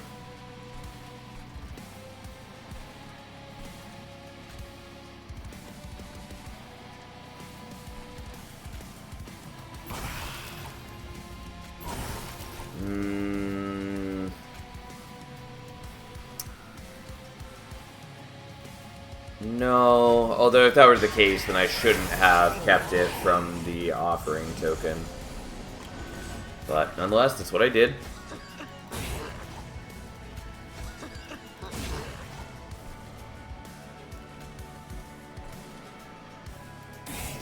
Okay, you can murder those. You'll block there. And then you'll be fine.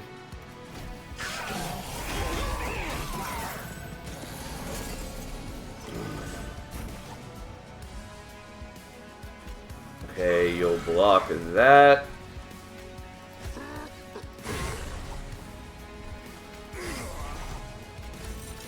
Nope.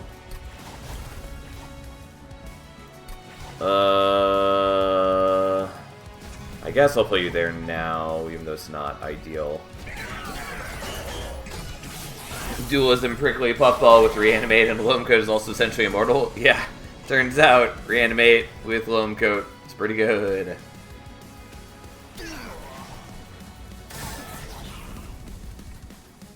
Unfortunately, the offering tokens matter a lot less when I don't have any incant. But here we are.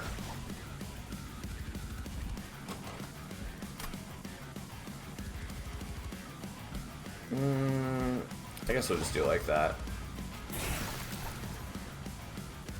And I could... Yeah. So you're still not quite dying here. Just almost dying.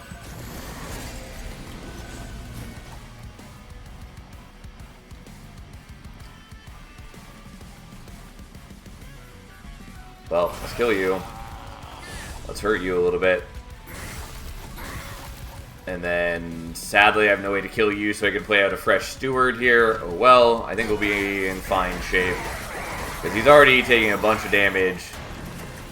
He's got a decent amount of stuff. Just for the greed, we're going to do this, even though I know we don't kill on this floor anymore.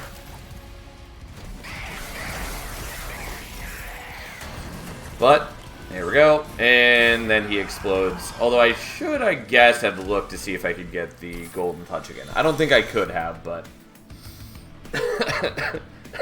I appreciate that greed. Yeah, it was good greed.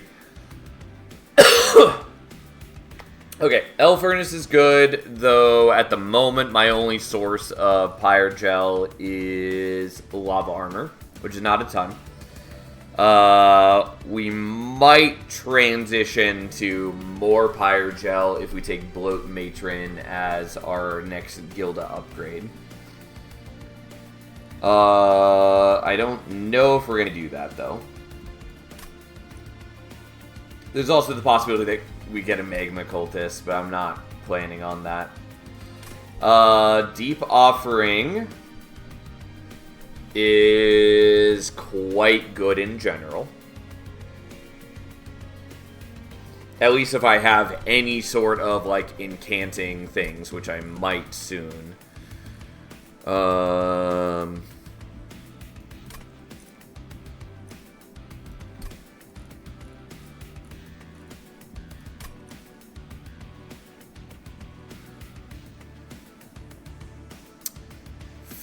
Fine, I'll take it. I'll take it. I will...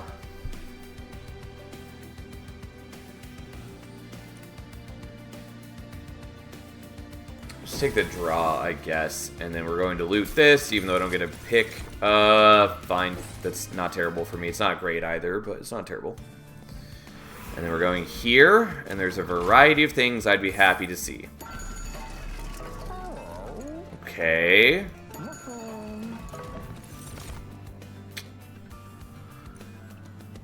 Well, fine.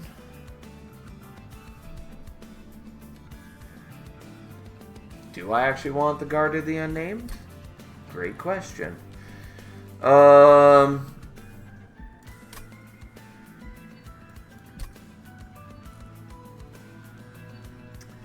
It's a maybe. But I also have the Nameless Siren now, and in the shop is Dualism and Incant Armor, so I could just do, like, Dualism, Incant Armor, Nameless Siren, which is pretty decent. On the other hand, I could maybe find, like, a Smidge Stone for the Guard of the Unnamed. I guess I'll take him, and then make some choices. The problem is I probably need Incant Armor for you. And then I have to decide whether I want the Dualism here or be looking for, like, Smidge Stone or Multi-Strike. I think I'm just going to do this.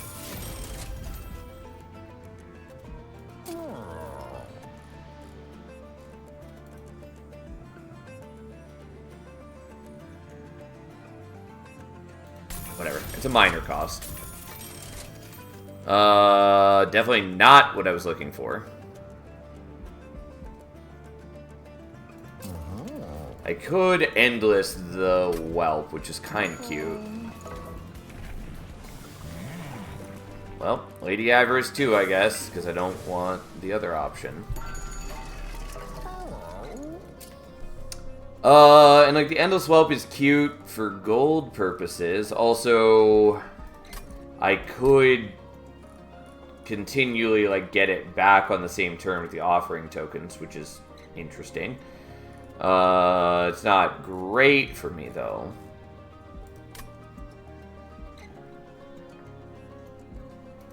I could speculatively take a large stone right now. It's not the word. Well, it's not great. I probably should have taken the quick for this Cold Kalia, but we'll do this, I guess. I don't think I like super need it. And now let's start putting some removals to work since I get gold for the removals, which means I'm way more able to just clean up my deck all of a sudden.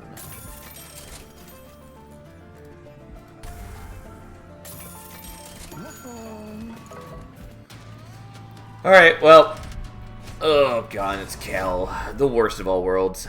We're at least decently protected against Kel now. Just not great protected against Kel. Oh yeah, and I don't have the hot head out now. That's fine, whatever.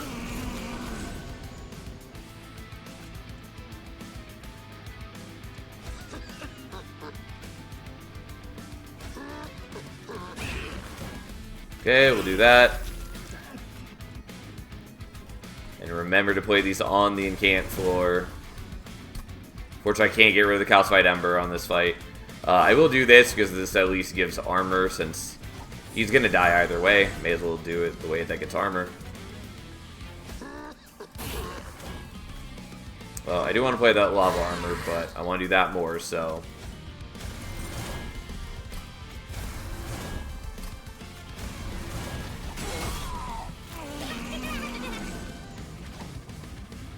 Unhelpful.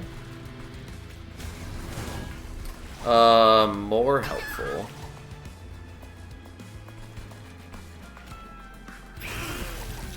Alright, well, we'll do that so we at least have less pain coming in.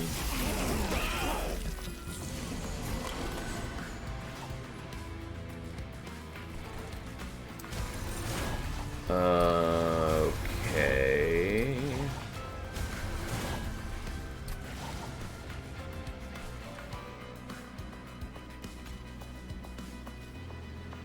I hate the corruption guys. I mean, they're annoying. Undeniably so.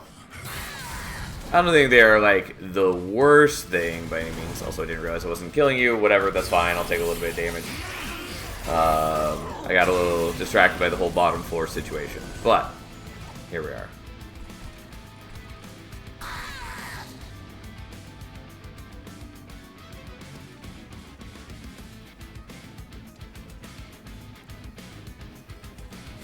Whatever, we'll put that there, I guess. Although I probably should have put it on the Guard of the Unnamed. Excuse me.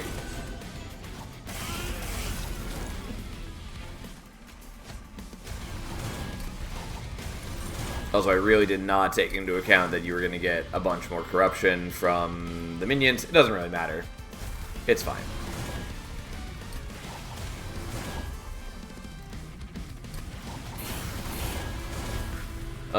God, what an unhelpful hand to draw.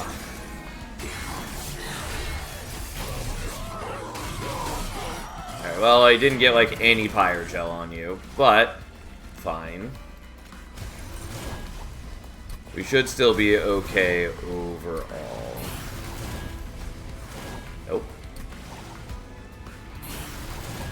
No. I mean, I can kill him with the spell, I just can't kill him with the Golden Touch. But we should be killing Kel no problem here. Especially since I can even do this and generate a little bit more armor. Regardless, there we go. Kel, the worst boss of all time, is dead. My deck is not particularly strong yet, but it's getting there. Cute, but not incredibly helpful. Sacrificial Chamber is also cute. Payoff is honestly not bad.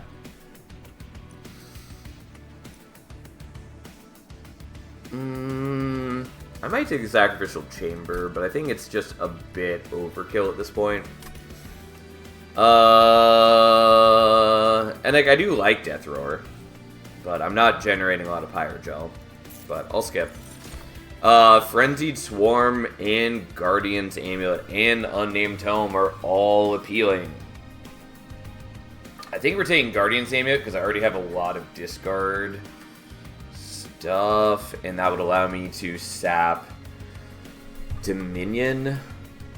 But I mean, Frenzied Swarm is just Frenzied Swarm, and Unnamed Tome is very good. Nonetheless, I'll take Guardian's Amulet. I also haven't mastered it, which is a nice reason to take it. I do want all of this, but I'm gonna look for more things here. Okay. So we're just gonna do that, and we're gonna take the multi-strike on the Siren. That's good enough.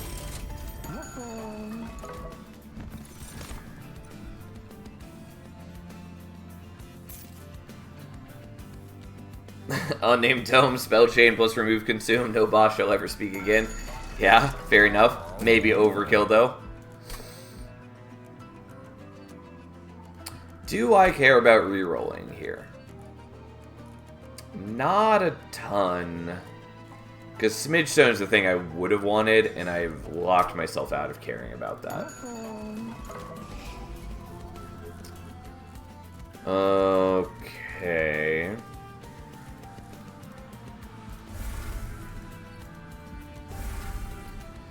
I do also want to get rid of, you know, like the Calcified Embers. Ostensibly, I can just play them myself, but that is sort of feeling hard to do.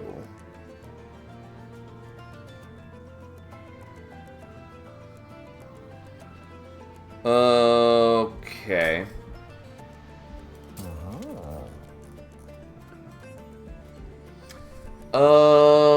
I'm just gonna get rid of the Hothead now, actually.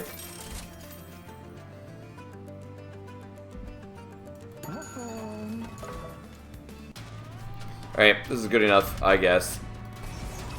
Heaven Seal's a bit concerning, but I think we're mostly okay.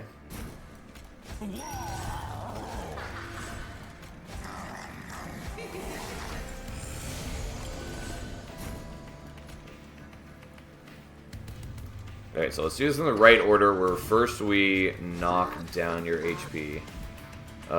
Actually, I'm sorry, we did this in slightly the wrong order. And yes, I could play out the Calcified Ember, so what? So, for maximum gold, we're doing it this way, then that, where we knock off one of the reanimate, then we kill them, and we get sweet, delicious, exciting golds.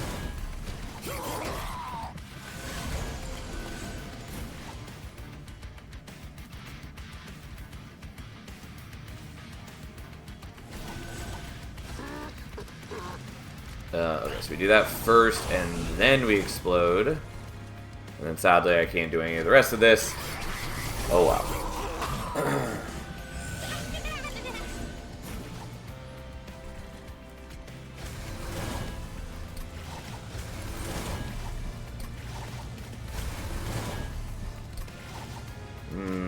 Was really hoping for more than this. Also, kind of neglected the part where I'm making you a lot stronger with all the harvests. Yeah, that's not good.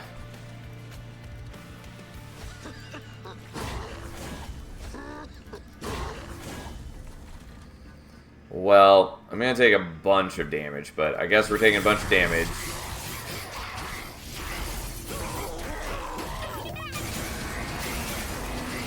Oh god, it was so much more damage than I wanted it to be.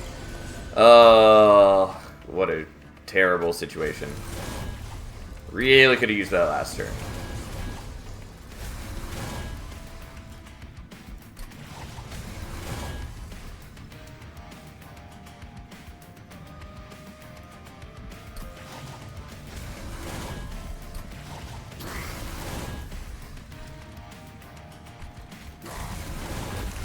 Well, I took way too much damage on this fight due to my own horrible greed.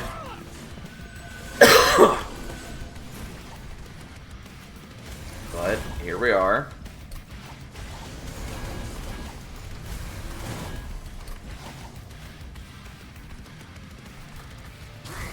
Yeah, I think I still want to do the Calcified Ember.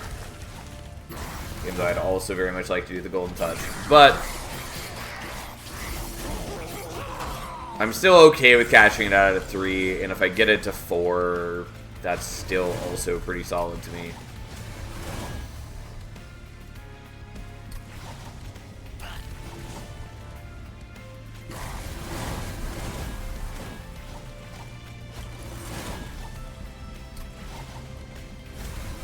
Well, I was going to do the Guardian Amulet, but I will do this just because I am at fairly low health now. Anyways, Quoto is super dead. I took so much damage just because I did not play around Heaven's Seal as well as I perhaps should have. But here we are.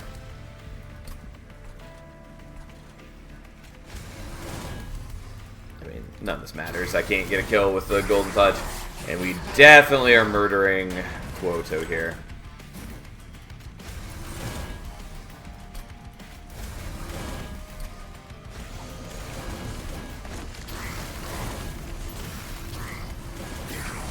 Alright, and then our big giant wall of defense is too much for him to handle, and the Siren just beats him to death. As she does. Again, I like Hell Furnace. I don't think this is the time for it. I also don't think this is the time for Stuck Up Whelp. If we'd gotten a Bagman Cultist, absolutely. But we didn't. Right.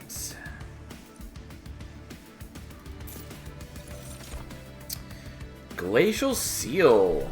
Do I want Glacial Seal? Kind of. I'm also pretty happy with the Titan's Tooth for being another offering card.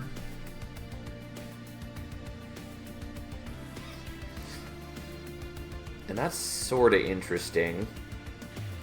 But the Glacial Seal helps with my wave clear. Yeah, I'm gonna take the Glacial Seal, I guess. Alright. Not helpful. And I currently barely equip. I guess I'll take the Insignia. There's a chance that I get more equipment later. Well, I think we're going here to heal, at the very least. I would like to go to the Merchant of Arms, especially since I just mentioned equipment, but here we are.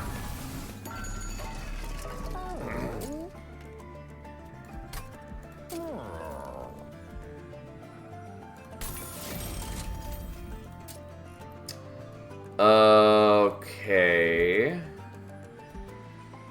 It's gonna look weird, but I'm gonna do this. Gonna make that 0 cost, I guess.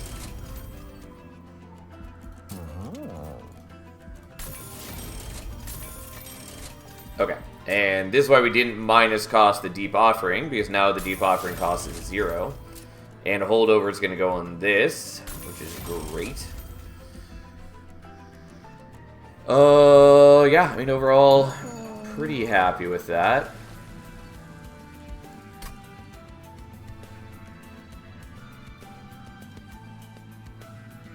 So, won't get another dupe opportunity until here.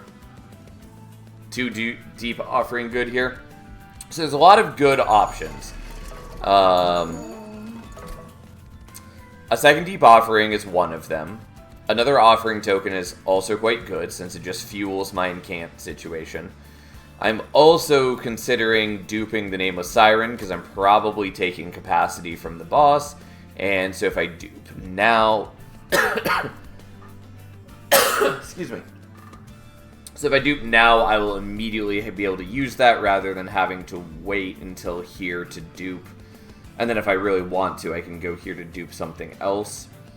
Though I might just go here for the healing, because I'm pretty low, and I might take more damage between now and then.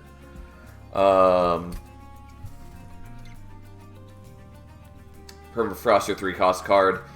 I was considering it. I don't know that it's actually necessary, since I have so many deep offering tokens.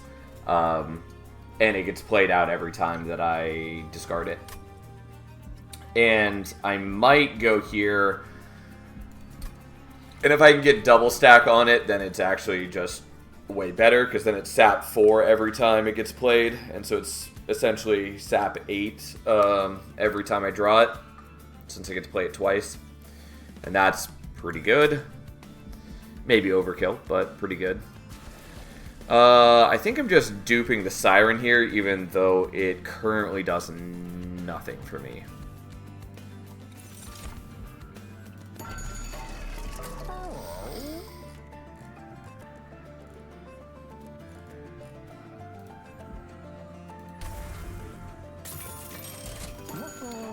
I should also probably get rid of some of the whelp soon. And I mostly need to set up my real units on bottom floor here, I think. I mean, maybe I'm fine not doing it, but we're still gonna do this and find out what happens.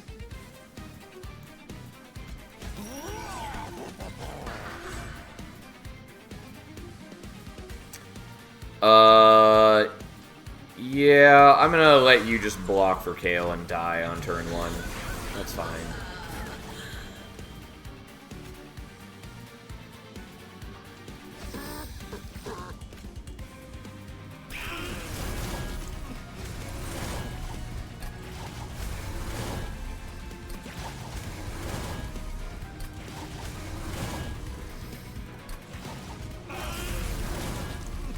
Okay, didn't quite get strong enough yet, but I think that's still for the best.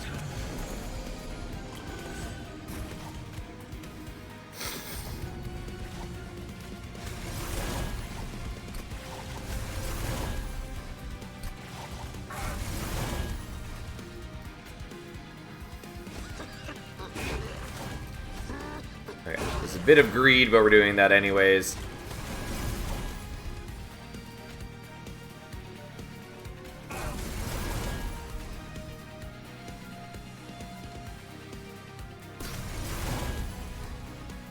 Yeah, well, so be it. Not perfect, but... now the question is, can I kill these guys before they get to do things? Great question.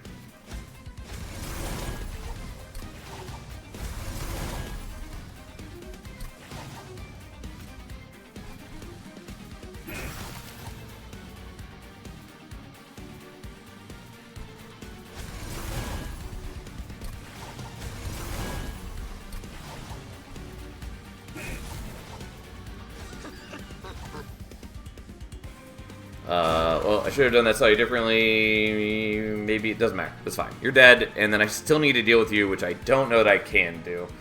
God. Yeah, unfortunately, they eat before the frostbite ticks, which is what makes this so bad for me. I mean, there's a lot of things that make this bad for me, but... Also, I'm not stopping them from generating all the Scourge cards.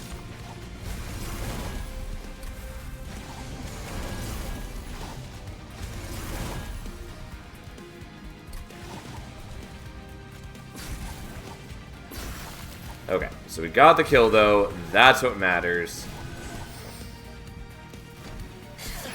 It's a bit of a clusterfuck, but we got there. Although I'm still getting all the Scourge cards, which has been really bad. I mean, I have enough draw that I can get past them, so it's not the end of the world if I need to, but...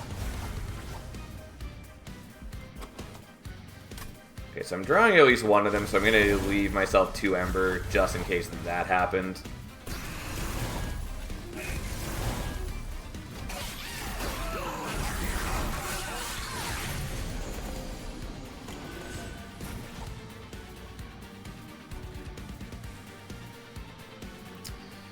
Okay, well, let's just start with that and murder some things. And continue ignoring all of my problems.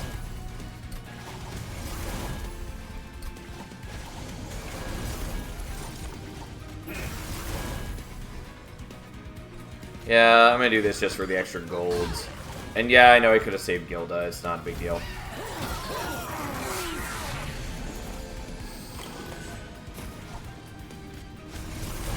Like, I've already used up my whelps, and that's essentially what Gilda exists for, is to turn whelps into money. It doesn't matter that half my deck is Scourges, because I just discard them anyways.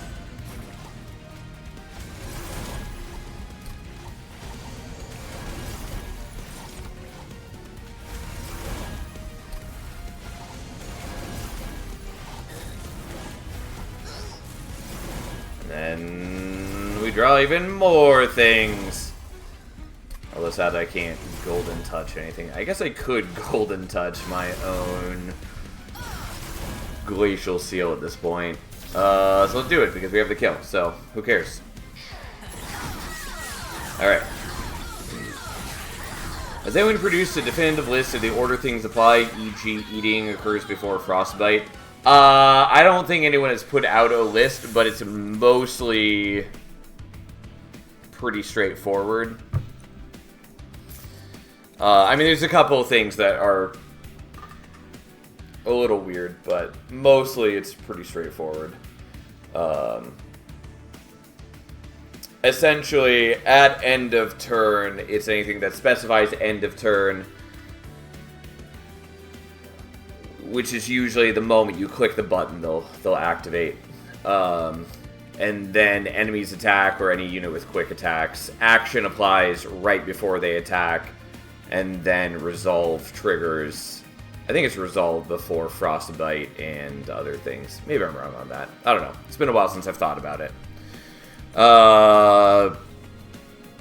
But mostly, it's just that Kale is the only enemy that has enemies that get eaten. And so I typically think of the frostbite as killing enemies before they get to do their end of turn thing. But that is not true for Kale's cherubs. Does not help. We'll take the medallion here because it's just free stats. But yeah, I don't know if anyone has a list out there. It wouldn't be that hard to compile one, though. We are going to the Merchant of Magic, I think. Okay, double stack is good.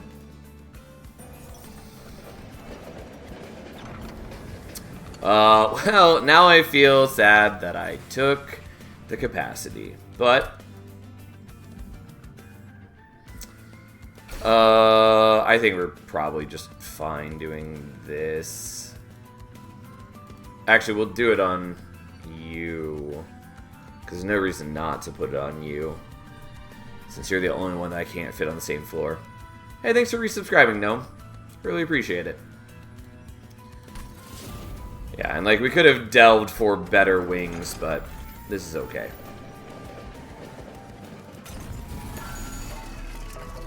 Okay, so double stack goes there. It's the only place we can put it. We don't have any spot for that. I guess I'm willing to do that, even though it mostly doesn't matter.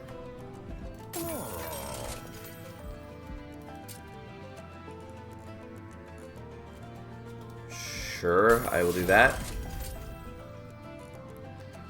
And I'm going to do this partly just because it's an extra card in my opening hand. Which is to say that Intrinsic, as I've said before, is different than Monster Train 1. Where it doesn't just... In Monster Train 1, it just guarantees that's in your opening hand. In Monster Train 2, it is an extra card in your opening hand and does not count towards your turn's draw amount. Which is good for, like, an incant deck or the like. Also, I'd like dualism on this in incant armor. We'll see if we can get that.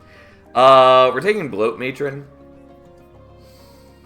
It doesn't tons help me, but it does mean that my imps are now free to play. Not imps, whelps.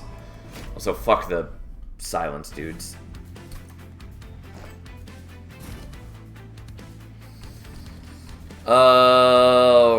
Right, so we'll play you, and then you,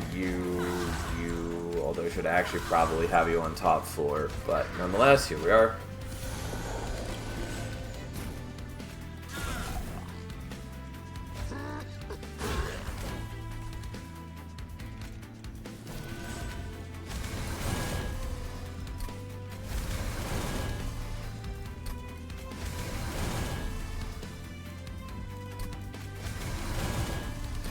Okay, and then Deep Offering.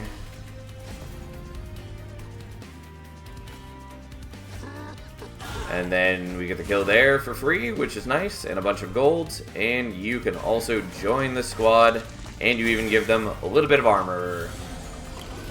Okay.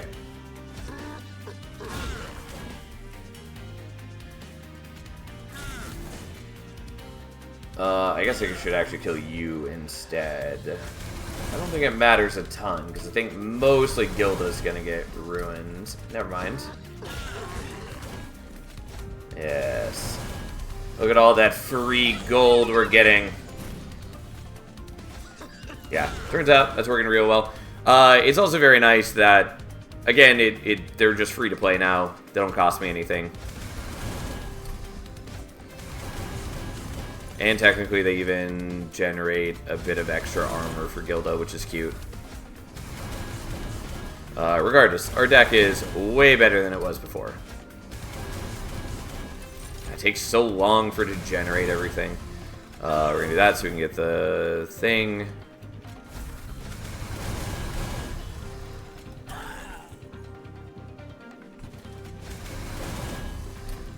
It does feel a little cheesy having this many offering tokens. They just draw into the same stuff over and over and over. Don't even need the middle floor, not yet. Alright, I guess we'll do that. And then just give him Sap 8 and he deals 1 damage.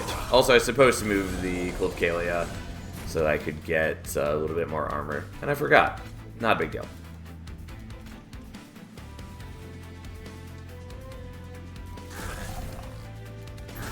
Okay, so we do that so we can get more Horde, as one does.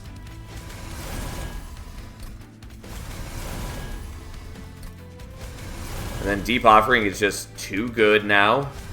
Like, it's always been a good card, but now the fact that you can remove Consume on it without increasing its cost is a little shenanigans.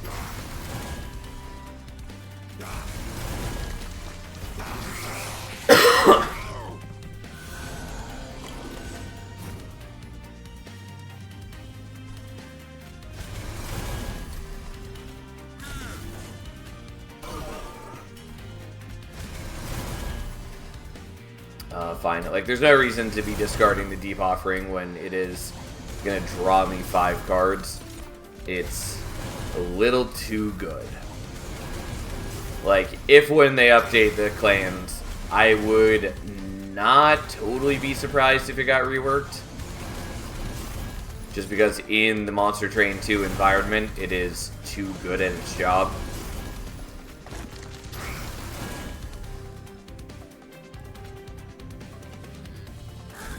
Yeah, whatever. We'll just save a little bit of health on Gilda.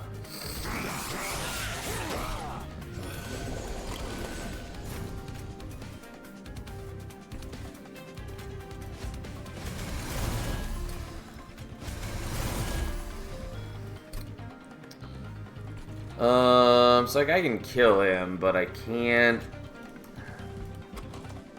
I don't really have a way to.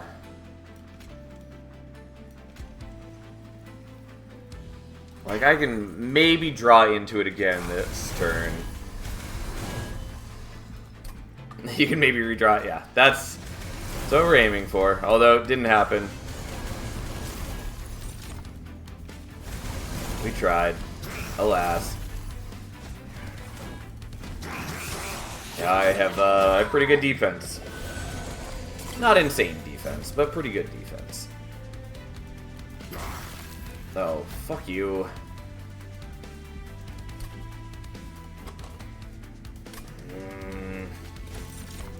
At least it goes way faster playing these cards, so I don't have to wait for the incants.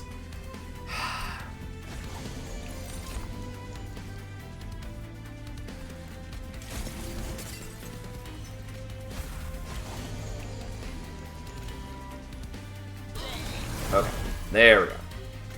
Because we actually have some conduit on this floor. And so that does more damage than it otherwise would have. Alright, so we kill all those, which also gets some Pyre Gel here. Not a ton, and we are increasing Athane's attack by attacking into this. But it's fine. I think our mid-floor will be able to handle that. Even with those spikes. Okay, just for good measure, we're doing that. And then we'll do this, even though, you know, we don't need to. But it makes me happy nonetheless, so we do it.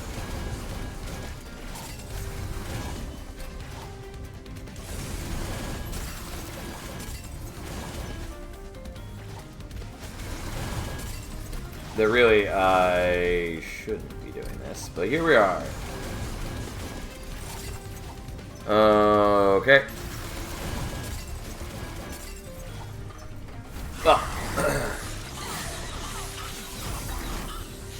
And technically I should move the Cold Kaylee up front, so she maybe could have gotten one more attack in and gained us a little bit more gold with her meager avarice. Tomb of Contract doesn't matter. Mind Cage doesn't matter. Technically I could take it just to get more conduit, which is fine, but it doesn't matter. I'm just gonna not worry about it. I will take another Guardian's Amulet, though it is overkill. I will happily take Flaming Talons, and I don't have any rooms, and I'm unlikely to get any rooms. I mean, we're going to the left. I'm not going to get a room, so no.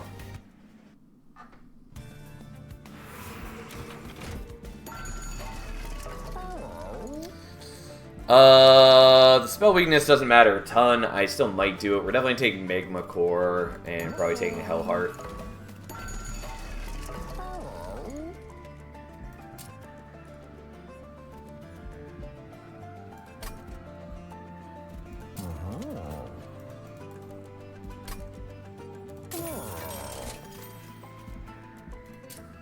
Well, fine. Really want dualism for him, but okay.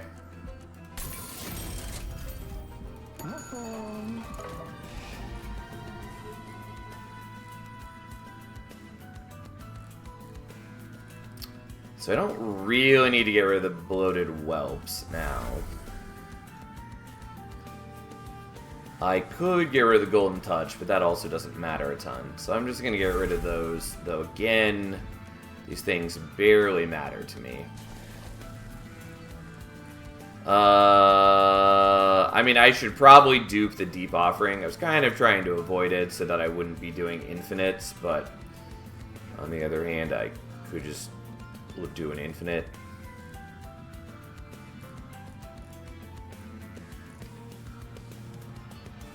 But I really didn't want to do an infinite, even though it is very possible for us.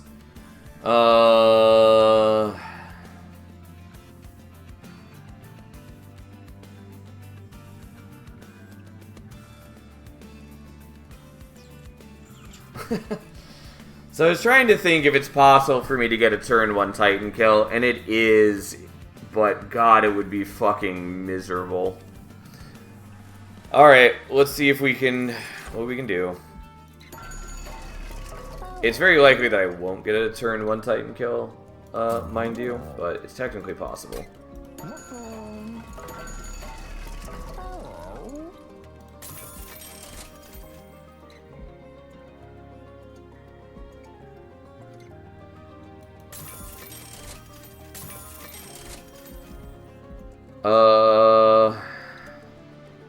And that barely matters.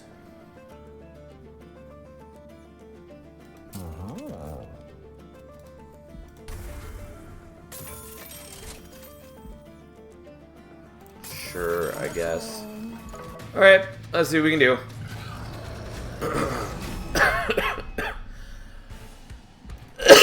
Excuse me. Alright, let's see what we draw.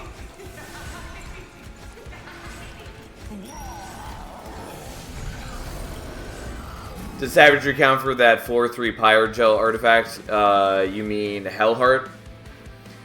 Non-flying boss enemies? I don't remember if he counts for it or not.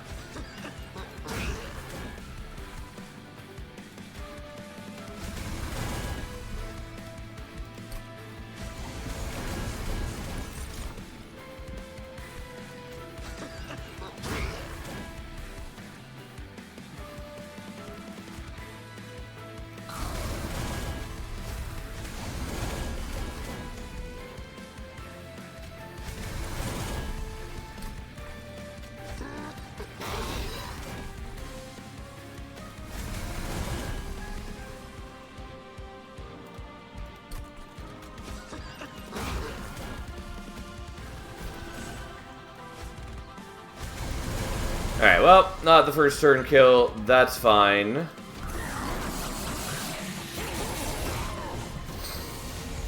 Oh yeah, and the stupid amalgams. I kind of wasn't thinking about that when I should have been.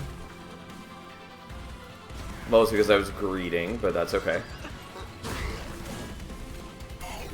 Oh, you have Titan skin. Of course you do. Why would you not?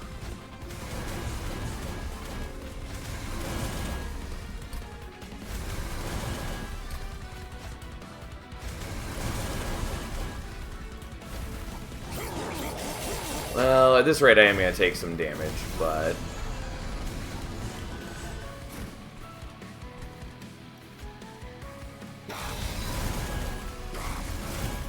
really would prefer not drawing those on the same turn.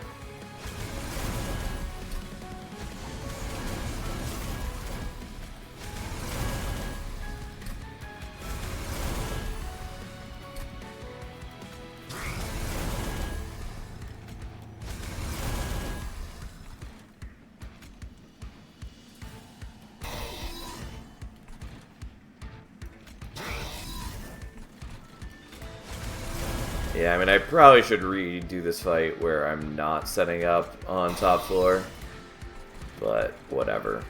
Okay, that way Gilda doesn't die and I save myself a little bit of HP.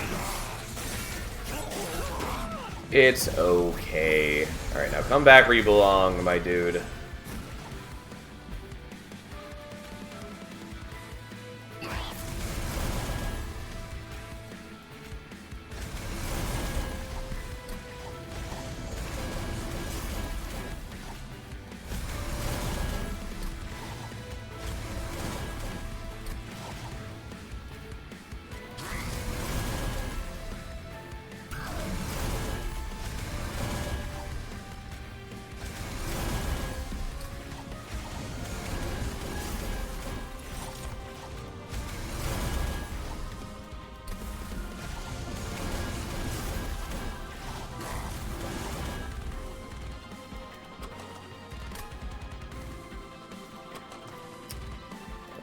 Okay, and now I think we do this.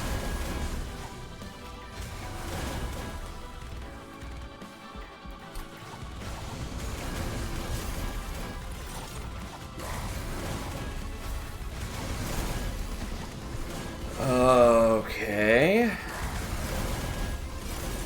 Nope.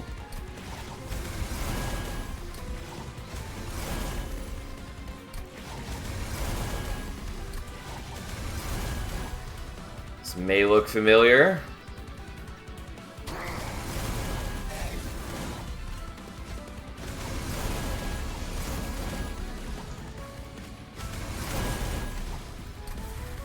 There's not much to say. We're just playing a whole lot of spells. Yeah, that was the one situation we were trying to avoid.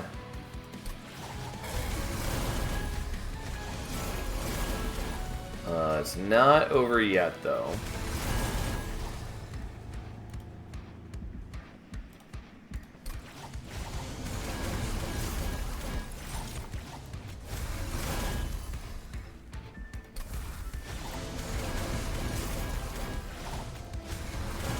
Okay, and so it continues. Nope, there we go. We tried.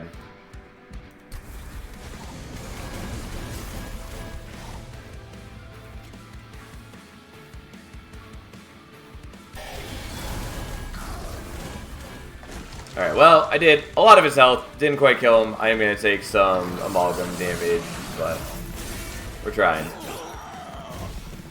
I mean, again, I've got plenty of health. It just feels a little bad to take the damage.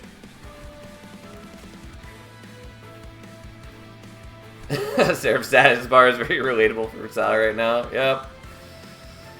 Yep.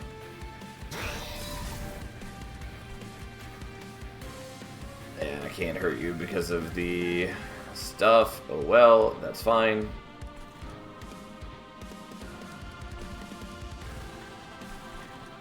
Oh, technically I can prevent the damage to this turn by like doing this.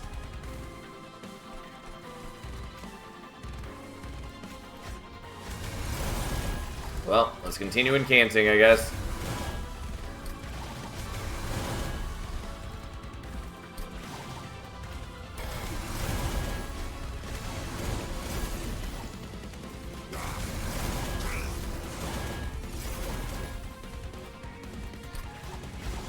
And that makes the spell chain copy, so then we can discard the spell chain with that.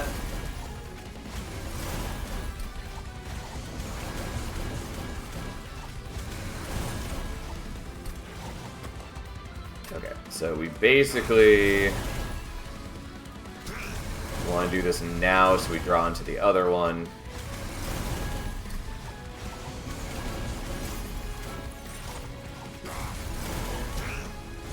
The big problem is we just never want to have both deep offerings in hand at the same time.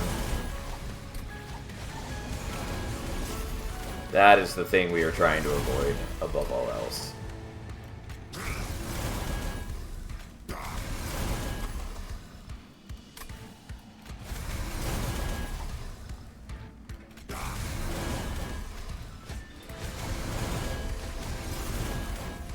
Unfortunately, Seraph isn't on this floor, but, you know, we're still powering up. And technically, I could still be playing, like, the flickers on mid-floor instead.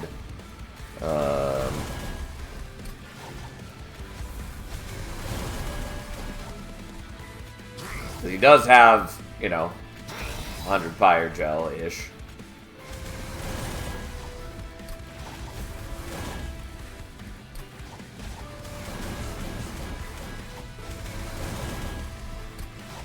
This is why I didn't want to do an infinite, though. This gets very tedious very quickly.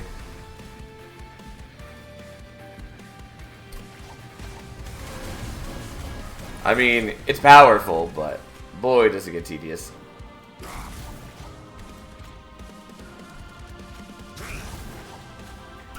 Could have gotten a little bit more horde, but that's fine. Hopefully he goes to top floor. He probably won't. Yep. Well, here we go again. Living the dream. Okay, whatever. Let's actually just do this now. So we can draw into the other one. I probably should have done the golden touch first. Oh well.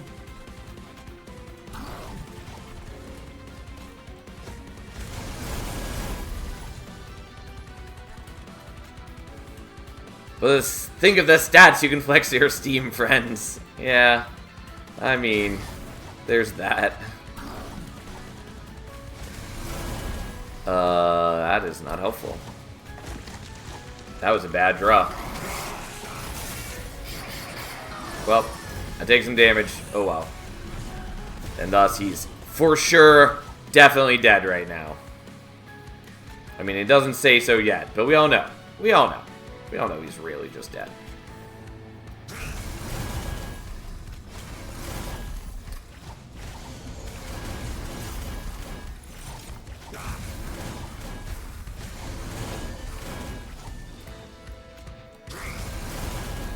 Give me that extra horde. Okay.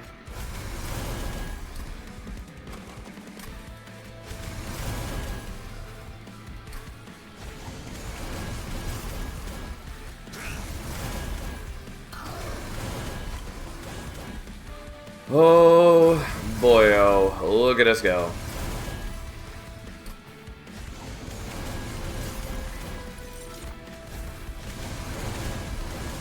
does have a lot of sap on him.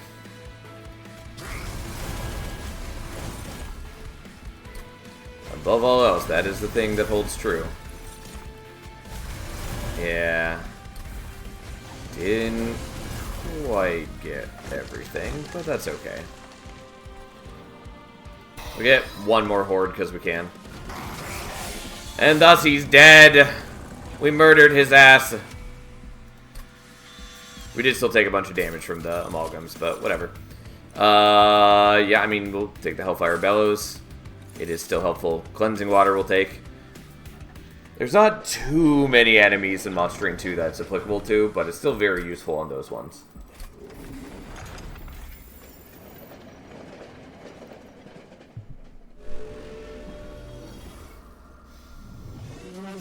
Okay, let's see what we can do with some Titans.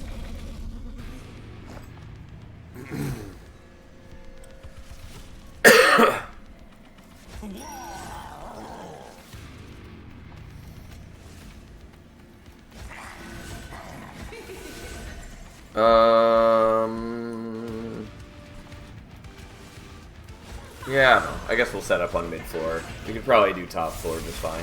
I mean, I could also just do bottom floor, and that would also be fine, but here we are.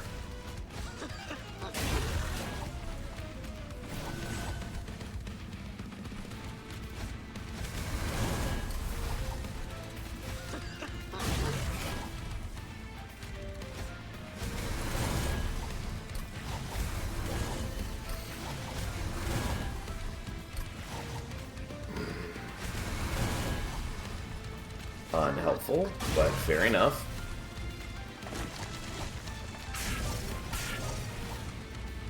And I could fly you down, but I don't want to do that yet. Although you do take damage and corruption, which is, you know, not perfectly ideal, but it's a thing nonetheless. Okay.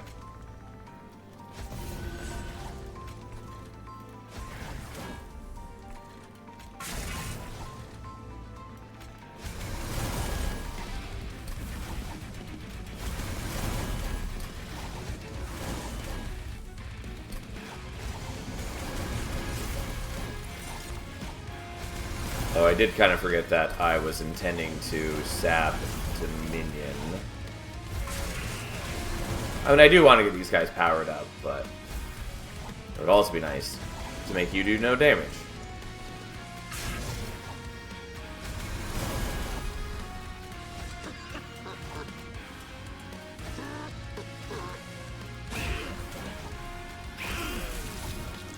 This way we take slightly less damage on Gilda, which, again, barely matters, but it matters enough for me to care, I guess.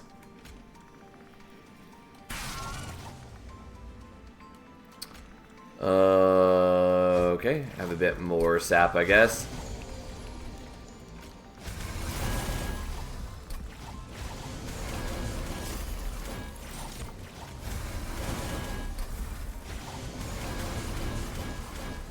And I guess let's try to actually do more damage to Savagery and Entropy. Since, you know, I do actually need to kill them too. Alright, let's try to take less damage. Although whenever I do take damage, it triggers the Magma Core, which gives Pyre Gel to everything, which is good, but so be it. One way or another, I am in no way, shape, or form in danger of dying. Like, that's not our concern. The concern is purely how long it takes to kill the Titans.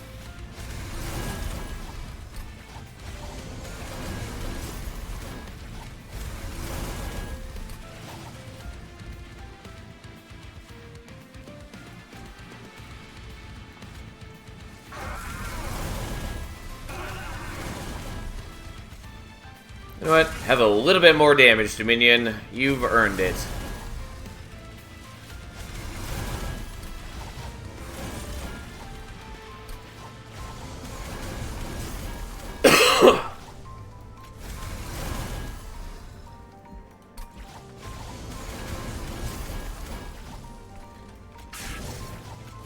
And some more sap for you, good buddy, good pal.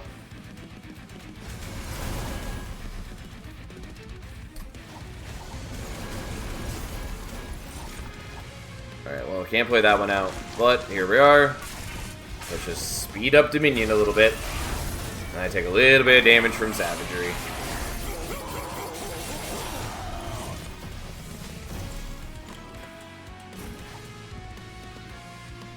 Okay, start with the Firelight.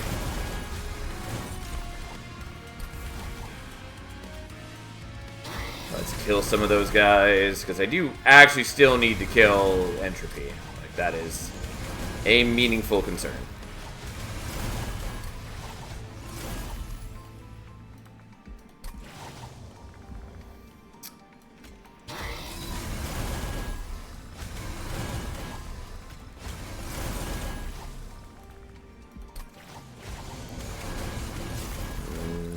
Okay. Eventually we'll get there. It just takes so long for every action I take. Okay, you're gonna block here, because you can. May as well.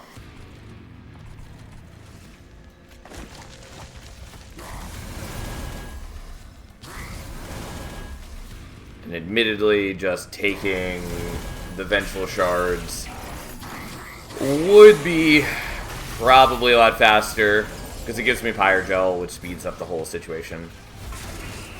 I'll have to stop drawing the Deep Offerings at the same time. It's not that big a deal, because we can discard one and then put it into the next cycle.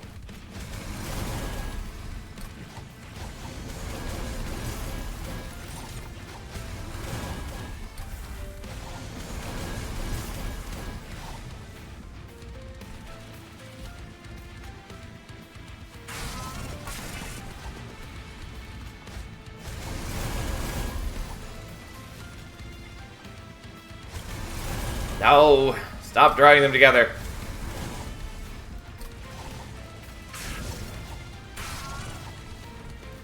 We're getting there.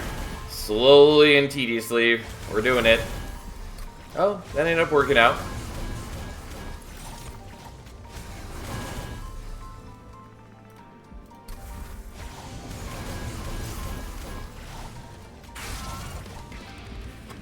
Yeah, so we're guaranteed to draw the other one. So let's do the Deep Offering. And then let's bully Dominion even more. And then the other Deep Offering. And then we bully Dominion more. A small amount of damage at a time.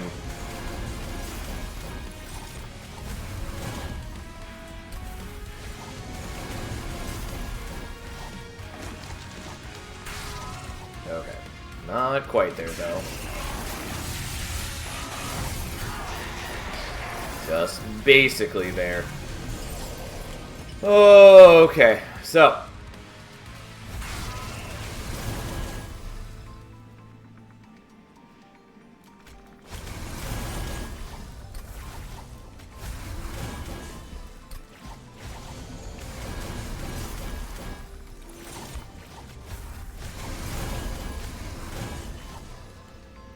And then, so you're for sure dead this turn,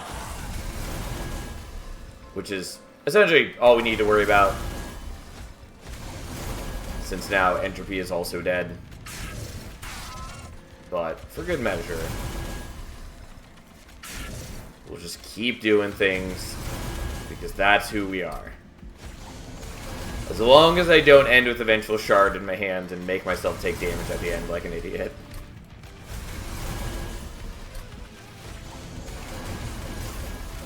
Nothing else matters. Alright, well, a very tedious fight, but like, you know, we had the victory. Okay. And if I really wanted to, I could have taken even less damage by doing various things. Like, I probably could have put the Guard of the Unnamed on a different floor just to block Savagery. But here we are. And we finally unlocked Ancient Synergy. Look at us go. Ta-da! Well, more mastery, more crowns. We're working on it. Oh, I was like, why is my win streak still going? It's because it currently doesn't track Titan wins versus non-Titan wins. I do want them to change that. Because it does feel wrong for it to keep going when I know I lost to the Titans last time. Whatever, that's fine. Hopefully they'll eventually implement that. I think they will. So many people have asked for it that I think it's pretty likely that they'll implement it when they have time. Alright, let's play another run. The runs I've played so far have been pretty slow. Also, we have Stygian again.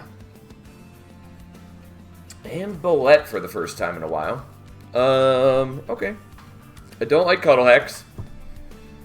Definitely one of the cards I'm most hopeful for to be changed. Here's the Titan Sentry that I wanted before. Like, we still made a plenty good deck. It's just the Titan Sentry could have been really nice on that last run. Unfortunately, we are up against Entropy, which means that there are going to be silence units, which means I can't rely on Titan Sentry, because why wouldn't it be fun to have a deck that is all about, you know, revenge triggers? Why would we not want to allow such a thing to exist? Okay. Titan's Claws is bad. It does combo with Cuddle Hex, though, since they freeze things at the end of the turn. I'm pretty sure we just want Sapsuckling Spring, because it gives us Wave Clear at the beginning, which is nice.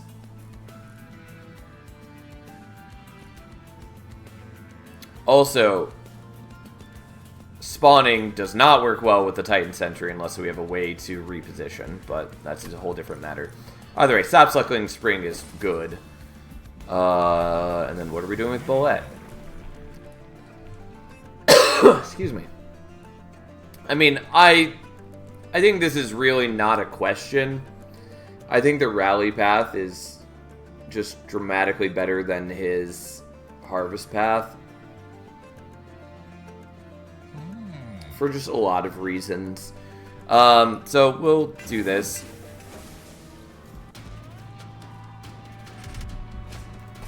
Especially because with the Titan Sentry, I can put the Titan Sentry down low and just kind of start working on scaling Bolette on a higher floor. Oh, and I do actually have enough capacity for that. I was about to complain that I don't, but that's just a lie.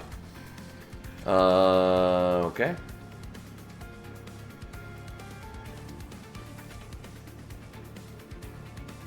I guess we're gonna do it like this. At least Cuddle Hex cost is 0 now. That's something.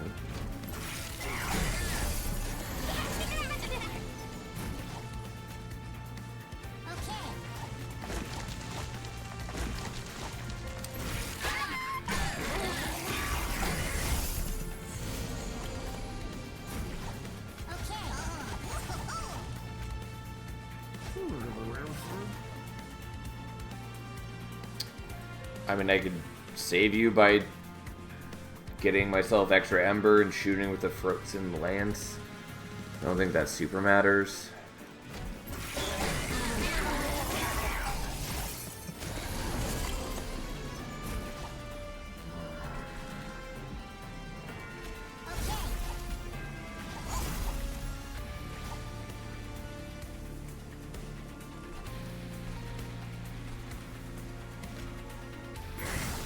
Sure, whatever, fine.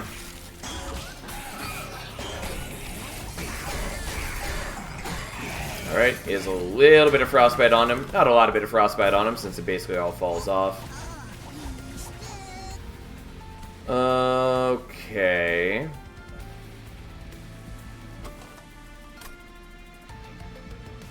Yeah, I'll just take the Pyre damage. Thought about using my Pyre's ability to gain some extra Ember, but I didn't. No reason not to do it this turn, though. And there we go. Unfortunately, the Frozen Lances do very little work for me, but that's fine. Alright, Glow Up, not bad. Infectory, also not bad. Truffles, cute, but not amazing. God, Infectory is such a derpy picture. I don't know. Like, I kind of want the Glow Up. Infectory is very good, though, just in general.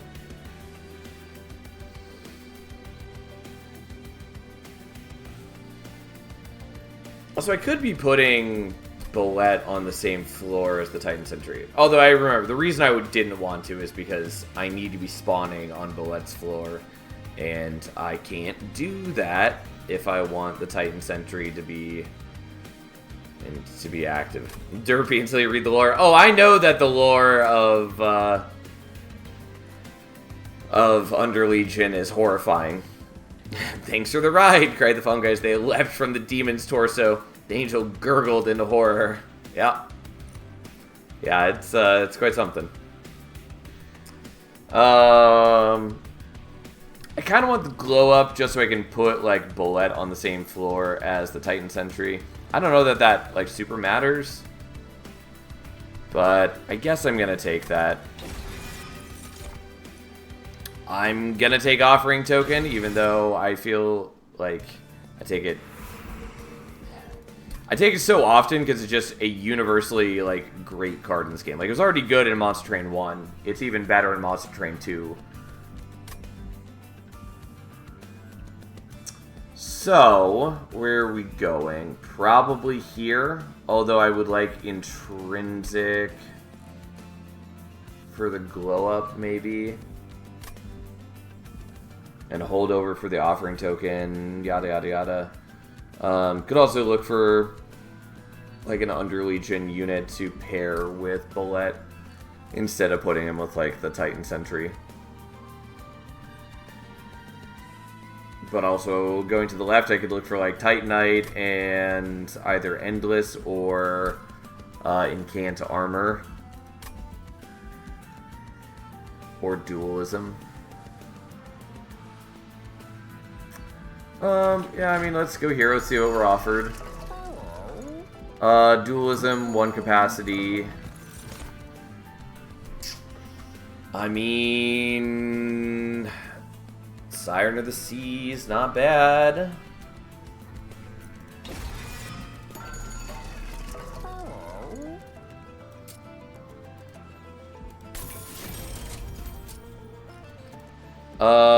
Okay, we're gonna do that, though then I don't have enough for other things. Like, I could give him the regen, and he'd be okay for now, but I'm pretty okay with just doing this. So, Bullet and a buddy, who I actually want in front, because you're gonna gain way more HP way more quickly. Oh, and I still can put you there. Yeah, I was hoping we'd get a Cuddle Hex this turn, so we could put you here. And then that goes there, and this gets frozen in hand, which is fine, because then we don't have to redraw it later.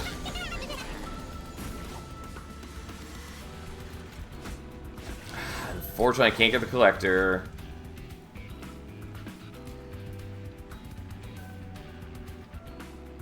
It's kind of fun that you and Baylor are the Watchers players of Slay the Spire.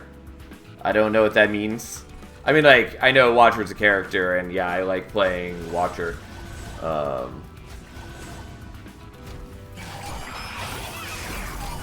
But fair enough. Alright, we want to propagate so we can trigger the rally more.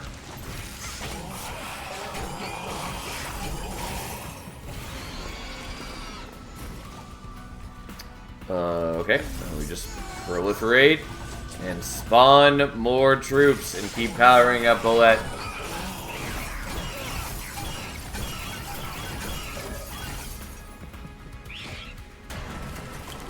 And we do generate a pretty decent amount of Frostbite. If we were actually able to keep the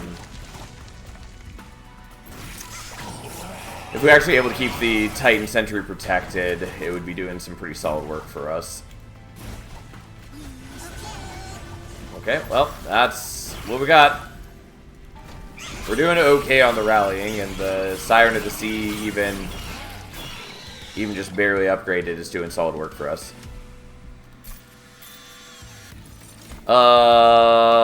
These are all appealing.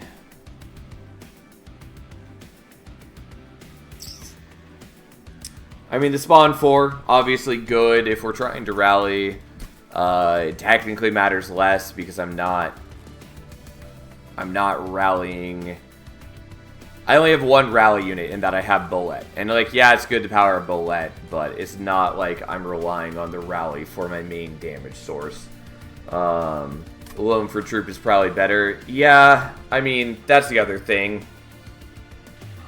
Loam Coat for troop stacks can be a little annoying because you can't, like, deploy bullets. You do have to play it out during actual turns and on a turn where you have troops. It is still good. It is definitely what I'm leaning towards. Also, like, Gooey Flask is just nice. Turns out sapping things is good. You can also sap the minion later on to reduce the damage during the Titan fight. Mostly, I think that doesn't matter. Because, like, yeah, you could take a little less damage from Dominion, or you could just work towards making your deck generally a lot stronger and just accept that you're taking, like, 16 damage from Dominion over the course of the fight. It's not that big a deal. I definitely lean towards the Loam Coat here. So, we'll take the Loam Coat. Helical, I think, is worth taking the Calcified Ember. It's not insane for us yet, but it is still good. And then let's look for some things.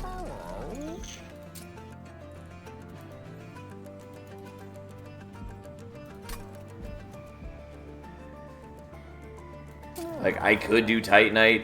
That's kind of cute. I don't think we want to. The problem is I don't have enough to re-roll for most things.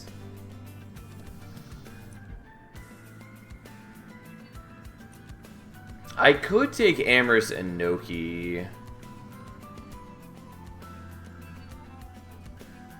I don't think I want to. I think I am happier to just, like, dupe the Siren at some point. Yeah, I meant to do the upgrading first.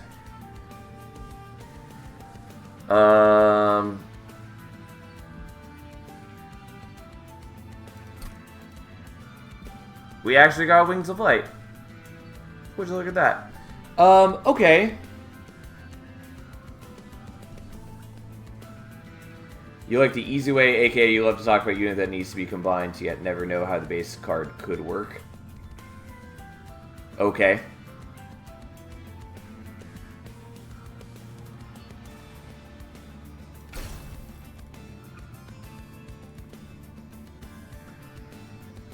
So I could do this. I don't think I want to, because, like, I could overstack the floor with him. I mean, I'm probably just doing this. It does come with Titanite, though, which I always forget about the Golden Wings. I think we're still doing this, and that's just good enough. Yeah, that's, I mean, it's a great upgrade, so we'll do that.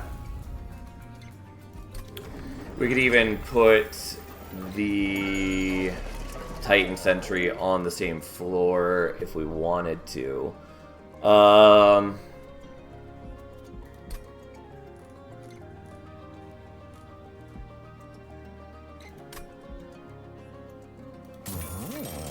Yeah, I'll take the Incant Armor. And because he already has Dualism, he gets 4 armor per Incant, which is pretty solid.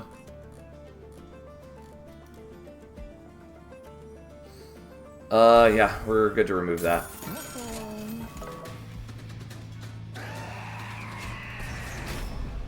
And then Rage on Siphon should be fine.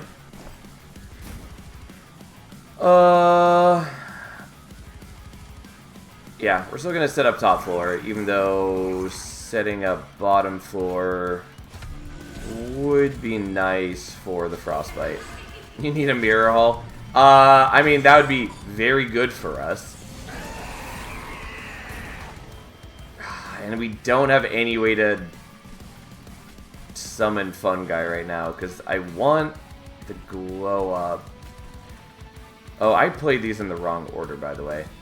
So we're going to restart the battle just so I can get one more rally.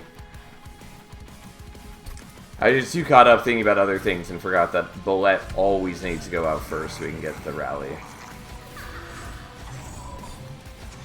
It's a minor thing, but... Okay, so we can still salvage this. So you're going to go up here now, and you do a little bit of damage, which is cute, whatever. And then that comes out, you come down, and then we hold the glow up in hand so it gets frozen by the Cuddle Hex. So then we can try to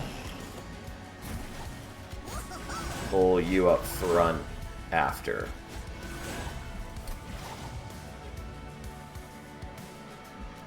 Yeah, whatever, that's fine. We'll take a 1 damage. Who cares? I could have played out the Vengeful Shard and then made the bet with the Cuddle Hex for it to freeze the Proliferate. I didn't. It's fine.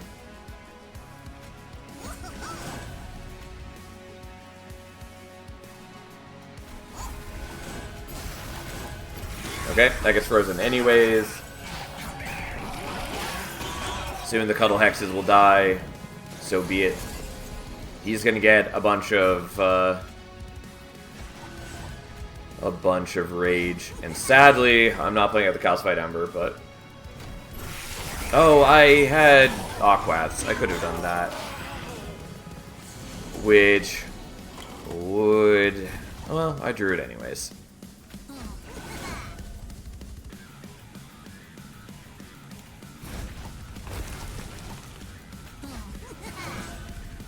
Unfortunately, I can't use the glow up if I still want the Titan Sentry to stay in front, or at least I can't use it on the Fun Guys. Which is, you know, not the end of the world, but I do appreciate the Frostbite that it generates for me.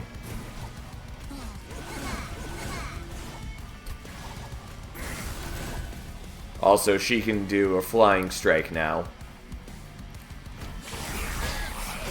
Which is to say, I should be using it more often. It doesn't matter yet, because I haven't been leaking damaging enemies. But, nonetheless, it is something to keep in mind. Alright, he's not that strong.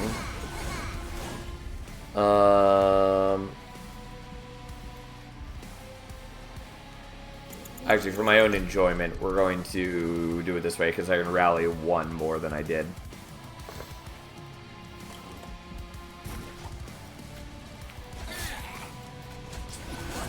By doing the glow up. It doesn't really matter where things are. We have more than enough damage to just beat him to death. So that's what we're going to do. Tome of Evergrowth is good. Contagious is cute. Fun Guy in a suit is probably what we're taking. Though I do like Tome of Evergrowth quite a bit. It's not as good when we're using the Sirens, though. Since if I use it on them, it'll overwrite their Flying Strike. And we're not going to do that. And also, technically, we want enemies to be able to attack into the Titan Sentry, so we don't want to sap them too much. Regardless, I'll take a Fun Guy in a suit.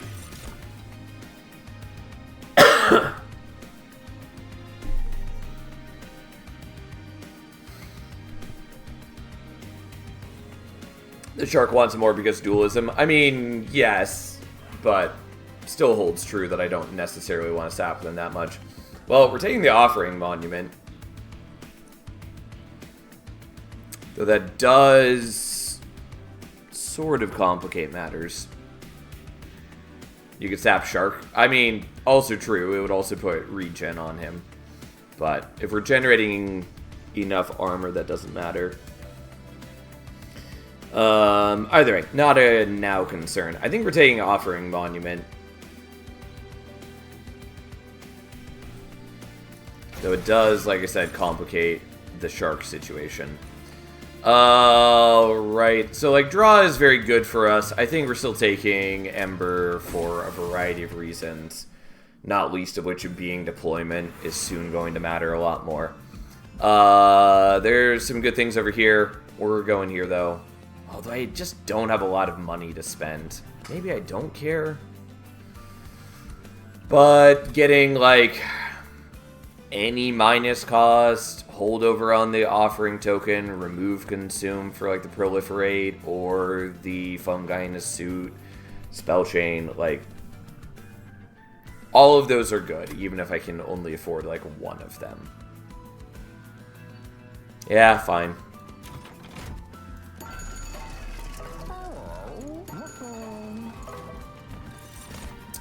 Don't need those.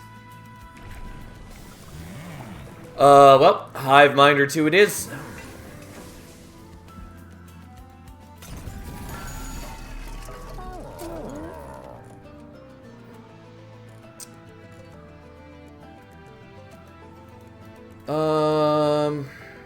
Don't think I care about that. I might just do this, even though that feels kind of lame.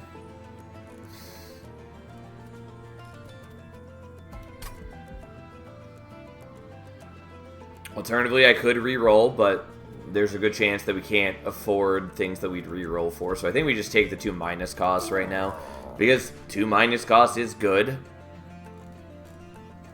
So, yeah, I guess we're doing that.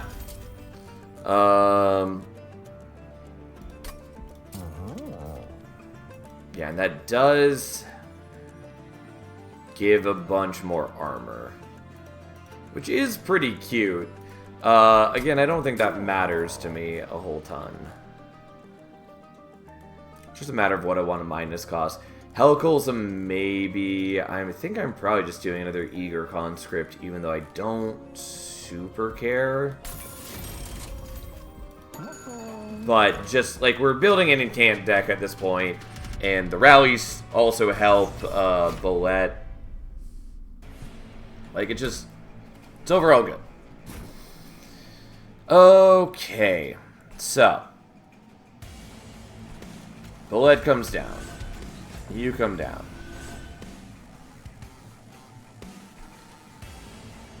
And then we make decisions on whether we want to hold off on the Titan Sentry or just play it on a lower floor. And I think we're just playing it on a lower floor.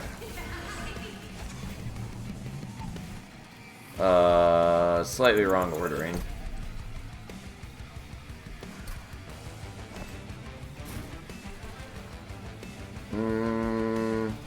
Yeah, I don't know.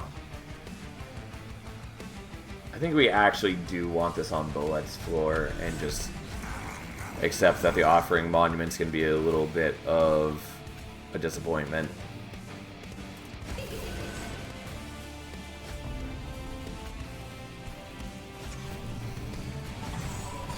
Alright, whatever. Okay.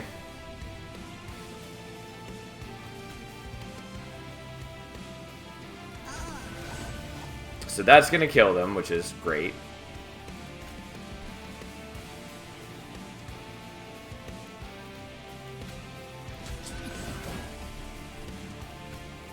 Okay, so we're going to do it this way.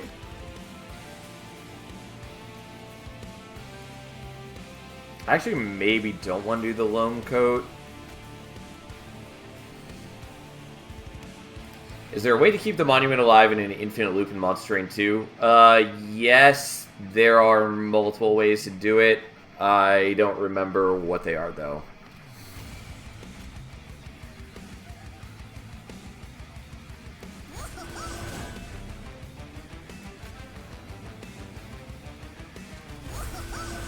Oh yeah, so you're not taking damage now. Yeah, that's fine. We'll leave the Loam Coat for later. I just figure they're absorbing a lot of corruption this way. And so it would be better to just wait till I have a group that is not dealing with that. maybe 3 Inokis with the Offering Monument. That could possibly do it. Yeah, as far as I remember, there are ways to do it still. But I don't like doing infinites for the most part, so it's not something that I seek out.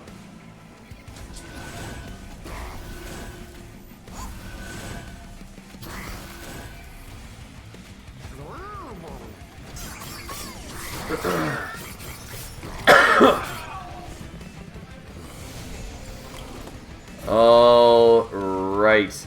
Not helpful.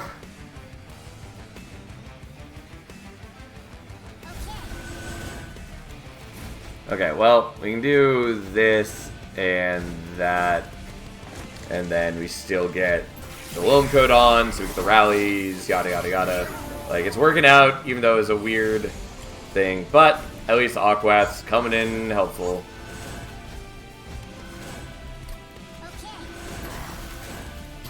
No reason not to do that, basically, and I can do this as cooldown 4, though, which is quite long. It doesn't matter, like, we're killing them all. Especially because their multi-strike works against them. Fuck off, Kel. You are the worst. I mean, like, we're still gonna be in good shape, but all my homies hate Kel nonetheless.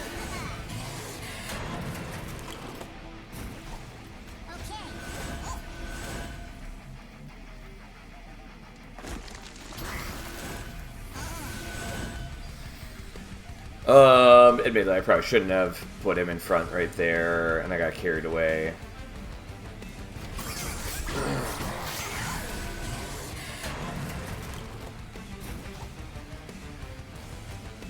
Okay, we're gonna greed. Yeah, that's fine. Okay, I could play more things, but the only reason I bothered playing that was that it gave me an extra rally, so.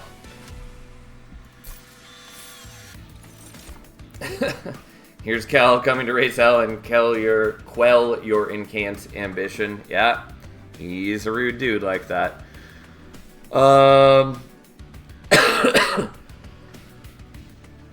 Excuse me. I don't know. I mean, we'll take the mulch. I don't know that I'm going to get great value out of it. Frenzied Swarm is probably worth taking, kind of. The problem with the Frenzied Swarm is that it stops enemies from attacking into the Revenge. I think mostly that doesn't matter, though.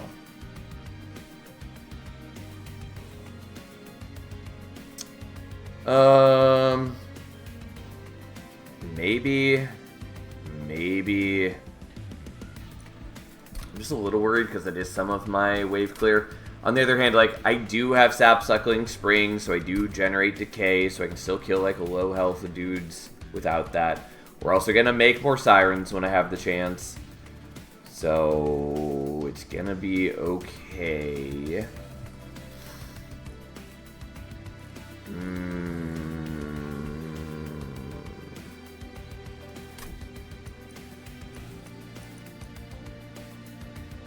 I could also use it to, like, daze Savagery and daze bosses. Whatever. We'll take it, I guess. We'll see what happens. I'm gonna go here. Obviously, there's some good stuff here. Like, I could get Founding Seal and get double incants, and that'd be great. Could take Inferno Room. I probably should take Inferno Room, even though it angers me.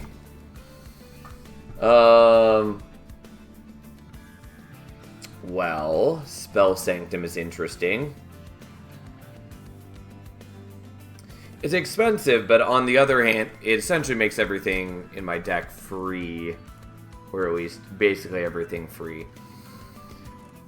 And if I do... like, if I deployable it, or if I were able to get Dante's Footstool for it, I could do some shenanigans with Offering Monument. And I don't totally hate that.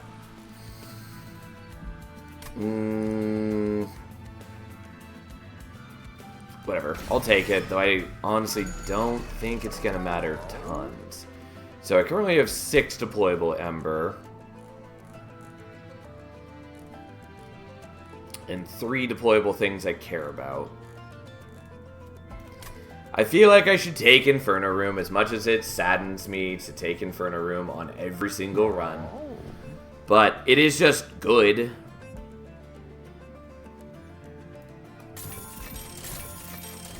Okay. Zone of Silence also would have been good. The other thing that I was looking for here was... Steward's Quarters, just so I can play Bullet and the Offering Monument and the Titan Center on the same floor. No Mirror Hall, sad, no Jank Life. I mean, yeah, also would have enjoyed Hall of Mirrors for sure.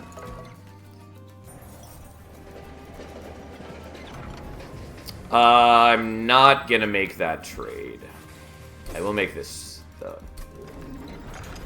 Like, there are a bunch of artifacts I would like to get, but the pool is wide enough that there's tons of things I would find very underwhelming.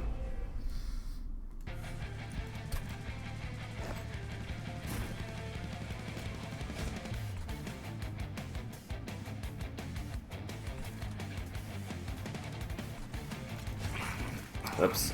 Every time. Okay. I think we're still putting the Titan Sentry top floor, even though I would like to utilize the Offering Monument.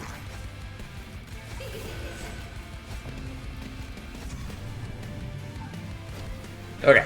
Well, time to just explode things.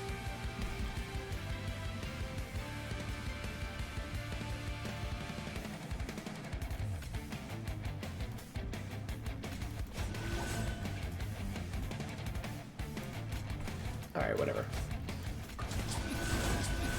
I was kind of hoping to get Spell Sanctum and then use that, but I didn't. It's fine. We're not going to worry about it.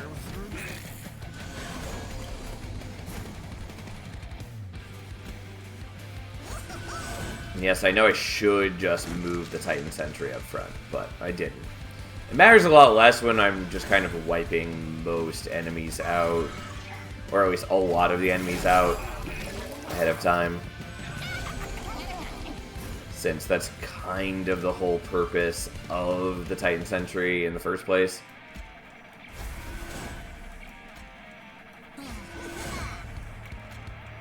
Yeah, whatever. We'll take a little bit of damage from the Vengeful Shard.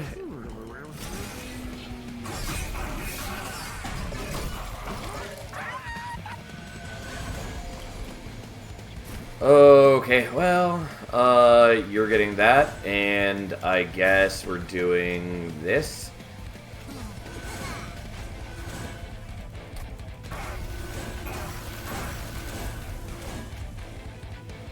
Sure, why not? Again, it's a shame we don't have the Offering Monument on this floor. Alas, we live a life of sorrow and true unyielding despair.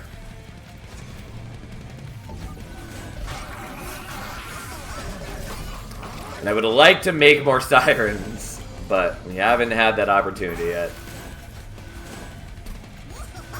Okay, well, I now have tons of Ember and nothing to use it on, essentially.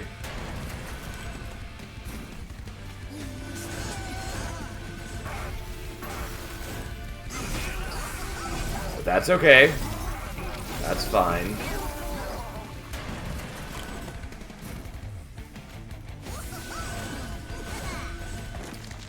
Okay, and for good measure, we'll also explode him. And then, oh no, almighty Quoto, how will we deal?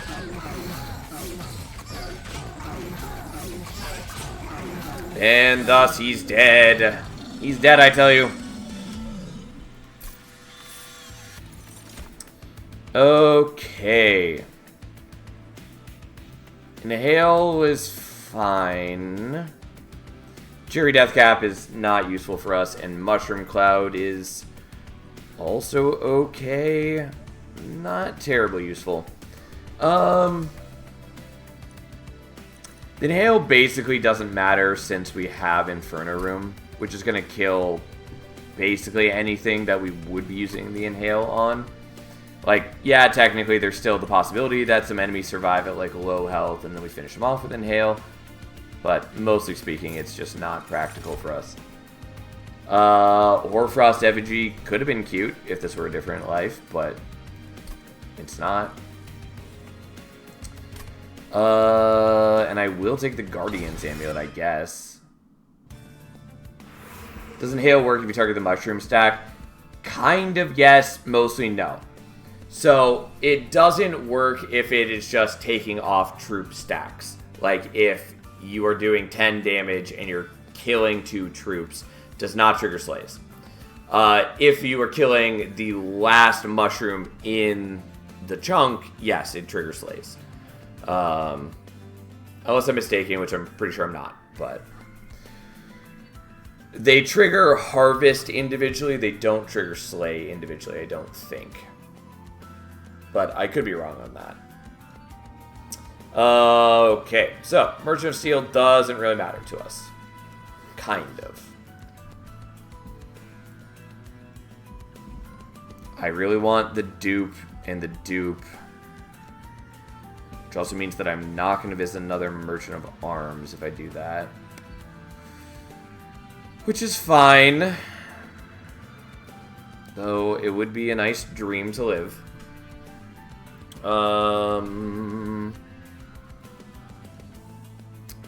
Sure. Yeah, pretty sure we're just going here.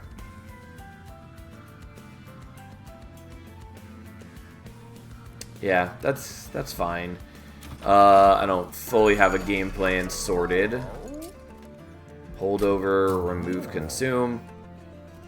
So like the remove, consume on fungi in a suit is good. Same with mulch and proliferate.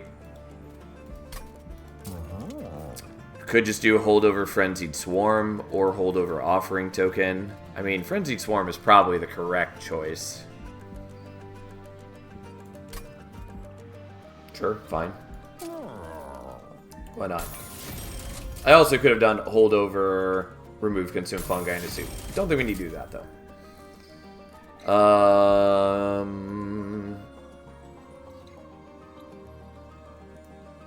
guess let me do that. Oops. There we go.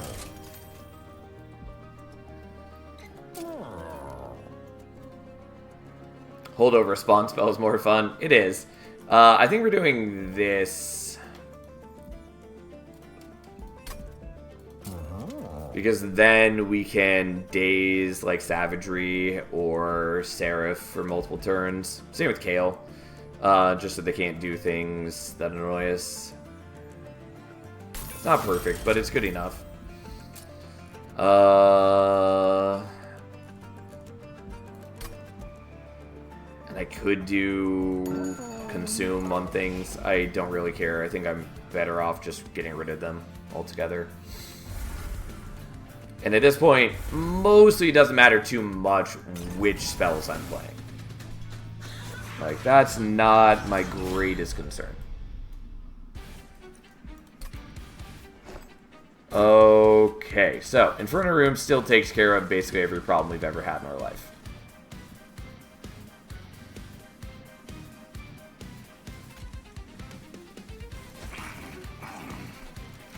Okay, we're going to be a little greedy, and we're just going to do this. And play you there, and let you do your thing. I should have remembered that Cuddle Hex was a thing I could have drawn this turn. You know what? Actually, no. The defeat's part of the purpose of not giving the Siren things. It's fine. We'll stop greeting a little bit.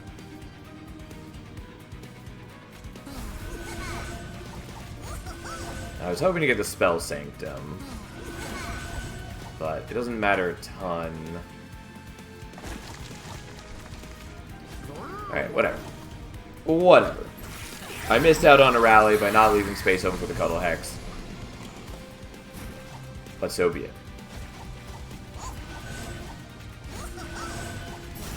Okay. He's not surviving very long, but could have tried to keep him alive a little longer with, like, the loam coat.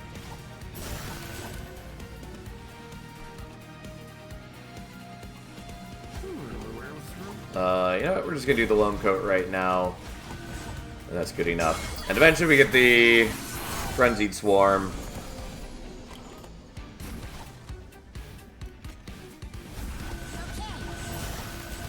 In which case, no enemy gets to attack us ever again, regardless. I mean, overall, we're in good shape. They did kill the Titan Sentry, who cares? Yeah, unfortunately, these are the Cherubs that have 60 HP, so they do survive the Inferno Room. Not a big deal, though. Especially once we start dazing Kale, so that he can't even give damage shields to things that survive. Oh, thank God. Oh, you didn't actually die. I wasn't paying attention to the fact that he survived, and I took 17 damage for no reason. My bad. Especially after just talking about how things didn't matter.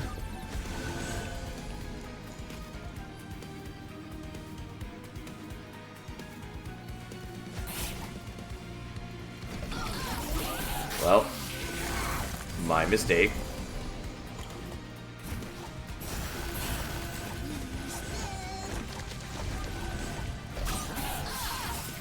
Regardless, I took damage. It's okay. We'll make do.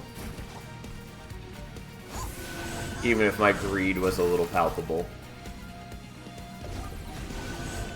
And not quite killing you, but you are dazed for some turns.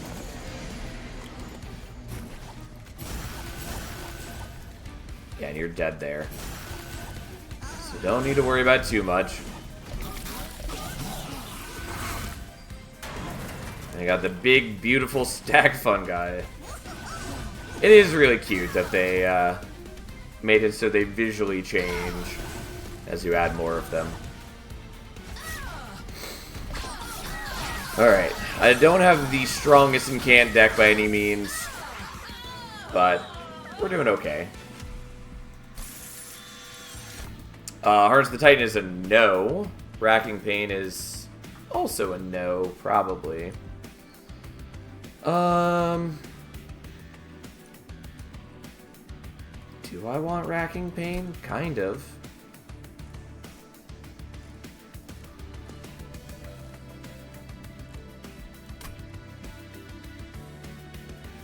I'm not generating that many debuffs, so no, it's kind of cute, but no. And then we're going to do draw. Okay.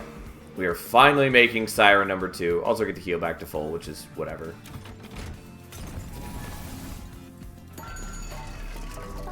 Spell change is certainly appreciated.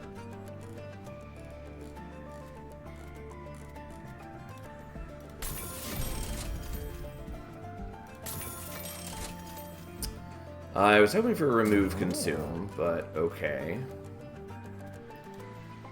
I don't really need this on the helical, but I'm doing it just so that it costs 0 whenever we play it with whatever that thing is called. The room that Spell Sanctum. All I could think was Spell Chamber, and I knew that was the wrong name. Maybe I give it the magic power. Don't think that really matters, though. I mean, we're probably doing the trample. Even if I'm basically never doing the propagate. Sure, fine. I might be able to propagate some with it, but it's not really why we're doing it. Okay.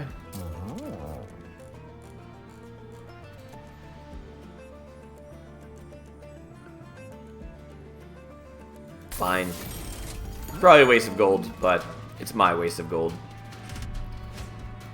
Alright, Marker Invasion and the stupid silencers. Everyone's favorite. So.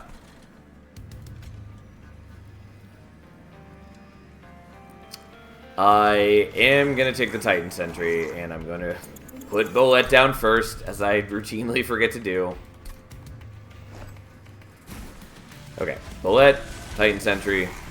We're going to put this on mid-floor so that it works on the incoming enemies.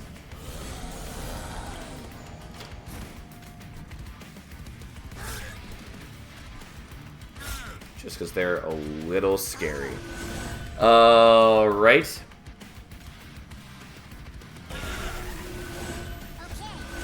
I don't know why I did it in this manner, but here we are.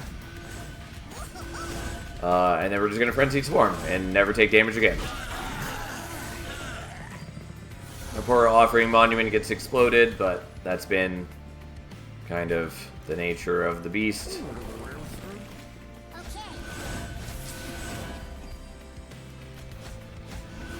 And there we go. Just incanting away.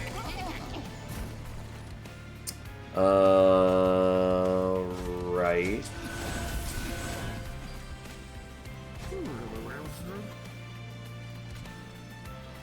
Okay, well, we're going to daze them so I have a chance to get the collector, because it won't run as long as it's dazed. There we go. And then we're just going to keep building up our strength, because why not? Though again, I have neither the best incant deck nor the best rally deck, so we're kind of just muddling through.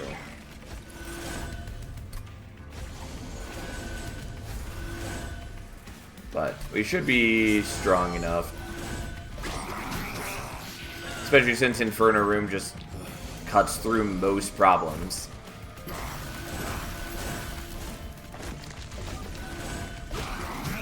And in the meantime, both Bullet and the Sirens are bulking up.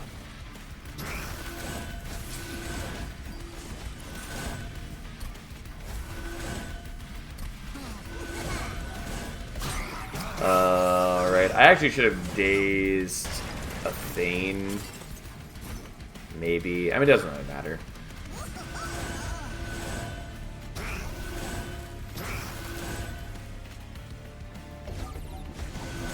Okay, for once we're not killing all of them, but now we are. And there we go, most of her companions.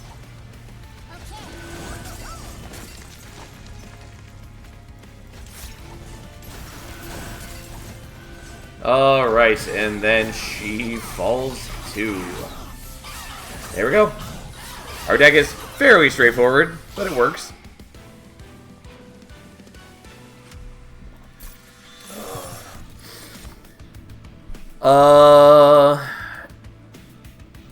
I mean, Dig Deep is fine. I want to use Pox at times, but it's just an awkward card. Like, if it didn't have Consume so you can more reliably use it throughout the fight, I would like it a lot more. If it didn't damage your units, it would be very useful. But as is, it's not great. Like, it's fine. You can get some value out of it, but oftentimes it's just not worth picking up.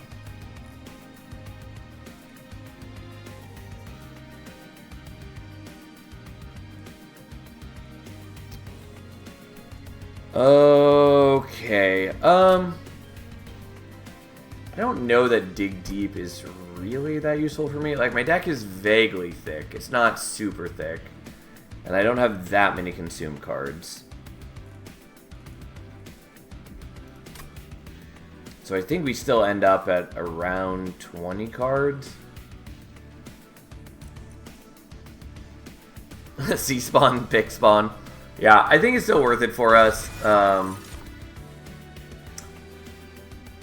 Now, that's an interesting set of options. We don't totally need Unnamed Tome anymore, because we do have the holdover Daze. I'm surprised I don't see Ice Tornado that much anymore. Was it always an uncommon? I feel like it was a common in Monster Train 1, which might be why I'm seeing it less often now. Although, if so, I don't know what it swapped with. Either way, I think we're taking Spike of the Stygian and just using our excess Ember to just sap Dominion, which is fine. Like, whatever. We do get the Calcified Ember. It's okay. We can handle that. And then we're going here, and then hopefully you're giving me Dante's Footstool. Yeah! We'll happily take Verdant Cycle.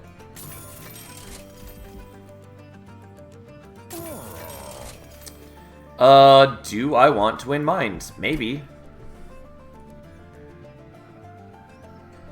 Ice Tornado didn't get buffed. It was already 30 in Monster Train 1, right? Or was it 20? I believe it's 20 in Monster Train 1.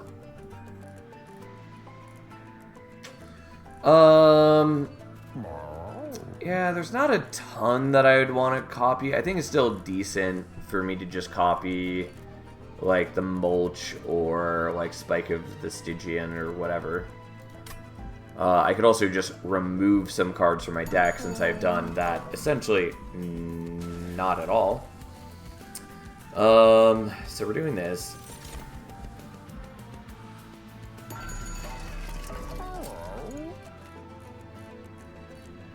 I mean, I don't really need to purge much from my deck. Whatever, fine, enjoy. We'll take that. Who cares? I'm just gonna get rid of that. I probably normally would have gotten rid of one of the Cuddle Hexes. It's okay. Oh, I did forget that I wanted to give HP to the Offering Monument. Doesn't matter a ton. Okay, so. This goes here. You go there, you get Spell Sanctum. We are going to be abandoning the Titan Sentry. So be it.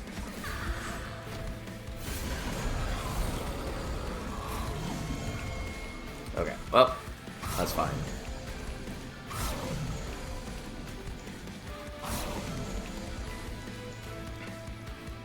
So, now, essentially everything is free to play on this first turn.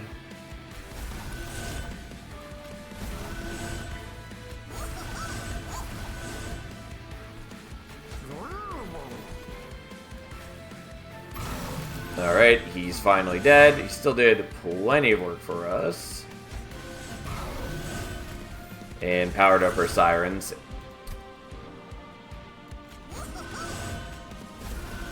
It doesn't really matter that I'm discarding that, because I'm going to discard it end of turn with Frenzied Swarm anyways.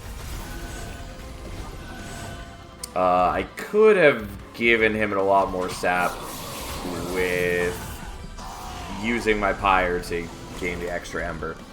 Again, not terribly important. Sure, you exist, why not?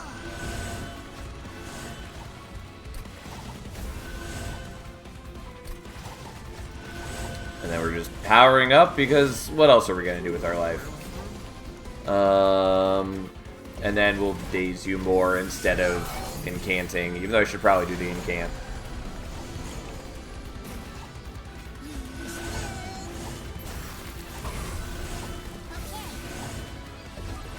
Oh, here we go. Just slowly bullying Seraph, as one does. And building up Bullet, who is not particularly strong. Like, he's okay strong, but... like, we've definitely made way better Bullets before.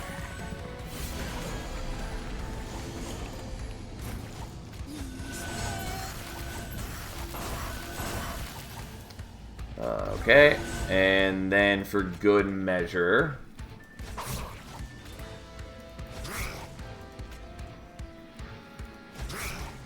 Alright, and so Bullet is going to kill and propagate, which is cute. It's not terribly exciting, but it's a thing. And we're just kind of beating Seraph to death. Ever so slightly.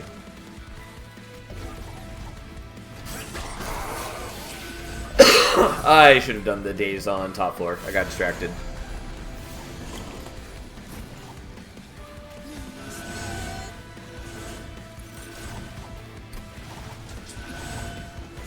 Well, who cares? And then we continue murdering things.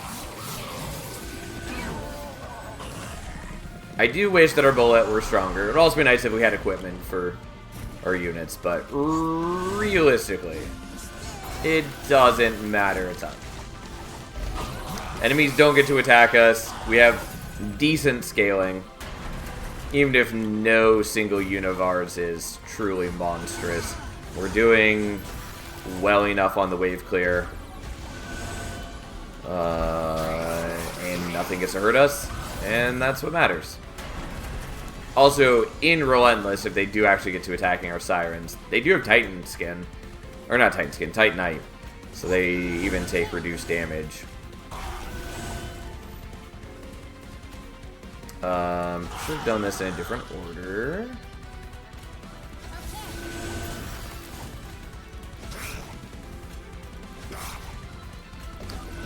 Okay, look at us go. And he's still dazed for 5 turns, and we just beat him to death. How exciting. How thrilling beyond compare. And thus, we'll fight the Titans. Oops, there we go. I thought I'd click the button already.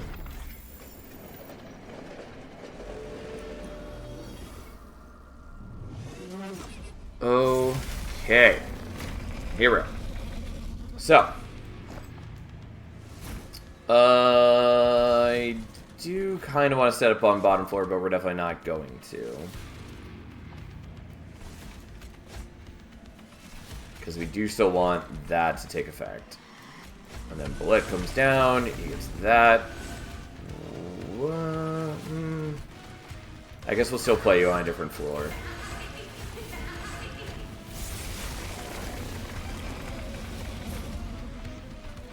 Okay, so Cuddle Hex.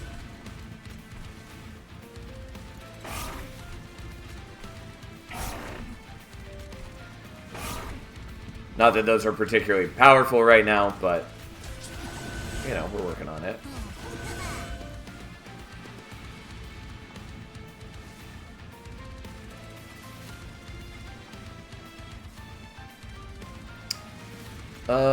So which one do we want to dupe? I think we want to dupe the Mulch. It's a bit overkill, but we are up to 10 draws next turn now, which is nice. And we are just going to sap you a bunch.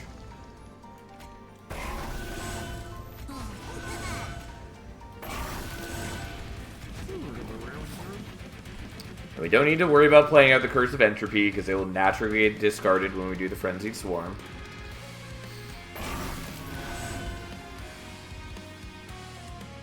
And now I make decisions like, do I want to propagate here, or do I just want to propagate your sap? And I think the answer is I just want to propagate your sap. So now you have a bunch of sap, and then you're dazed. And so we don't have to take any damage.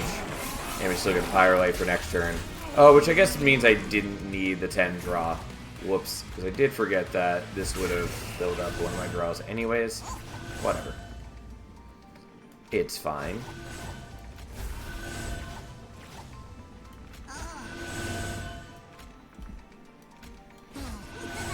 Okay, you get a bunch of armor. Oh, you're dying to the Inferno Room. I was about to say, it would be nice to daze you so that I wasn't getting the Scourge card. I'm not getting a Scourge card, though, so. How'd you get Pyrolite if you didn't get Pyro damage? Because the minion generates it as a resolve trigger, as in at the end of his turn. So, I sapped him a bunch so he's not actually attacking the Pyre, because unlike Savagery, who has their damage tied to a trigger, Dominion is physically attacking the Pyre. And so I just sapped him so he's doing 0 damage. But he still does his resolve trigger at the end of the turn. So, that's how.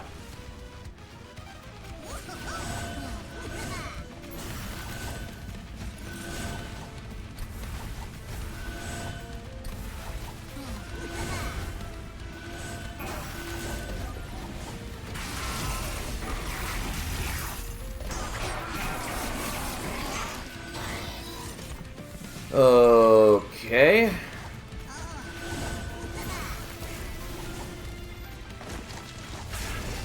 And then I gotta daze you. Actually, you're still dazed. Alright, we'll just do this here for now.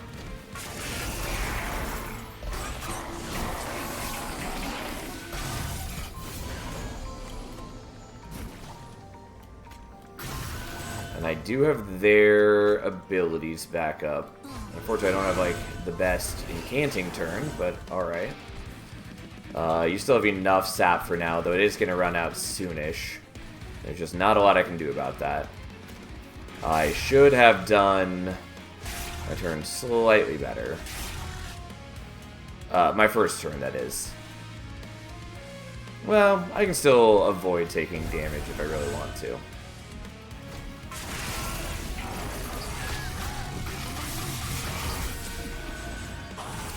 Alright, still need one more round of savagery. I'm a ways off on entropy, but that's not too big a deal.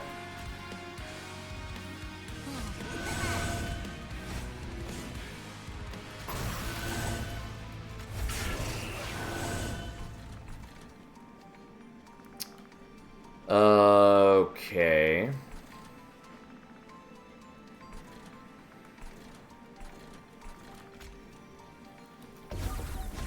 So let's daze you now. One guy takes a bit of a beating, but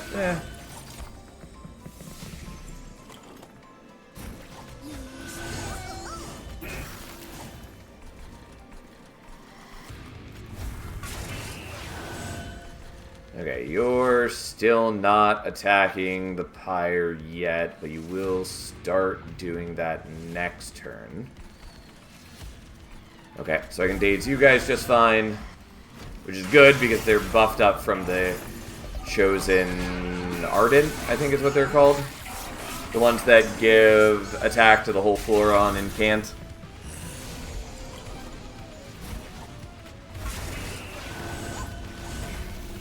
Okay, and so now savagery is going down, entropy is basically down.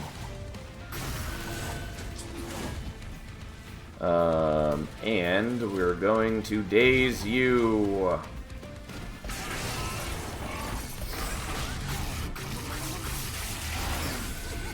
Okay, just need to take out entropy.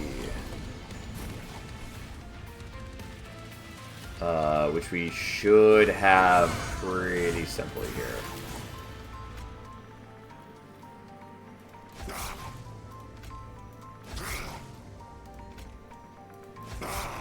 Bit of a waste, but there we go.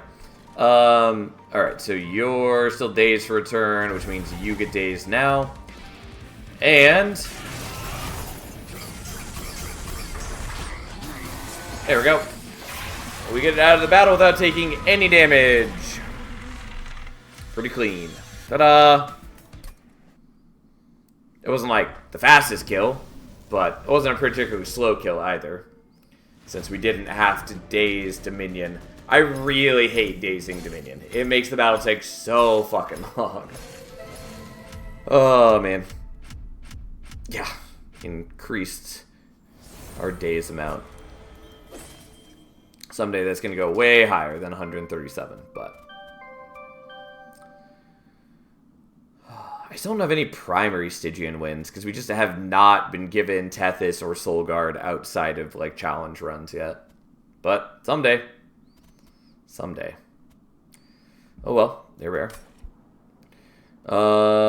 Alright. And so it goes. Well, that was a fun run for the most part. Anyways, I'd like to keep playing, but I should stop there. So, I'm going to stop there. And call it a night. I'll be back tomorrow, unless I, for some reason, feel terribly sick again. But I think that's mostly done. So, we'll be back tomorrow. We'll play more. I'll hopefully be actually starting on time tomorrow, but we'll see what happens. Anyways, thanks for hanging out, everyone. Have a nice night. Thanks for being here. I'll see you tomorrow.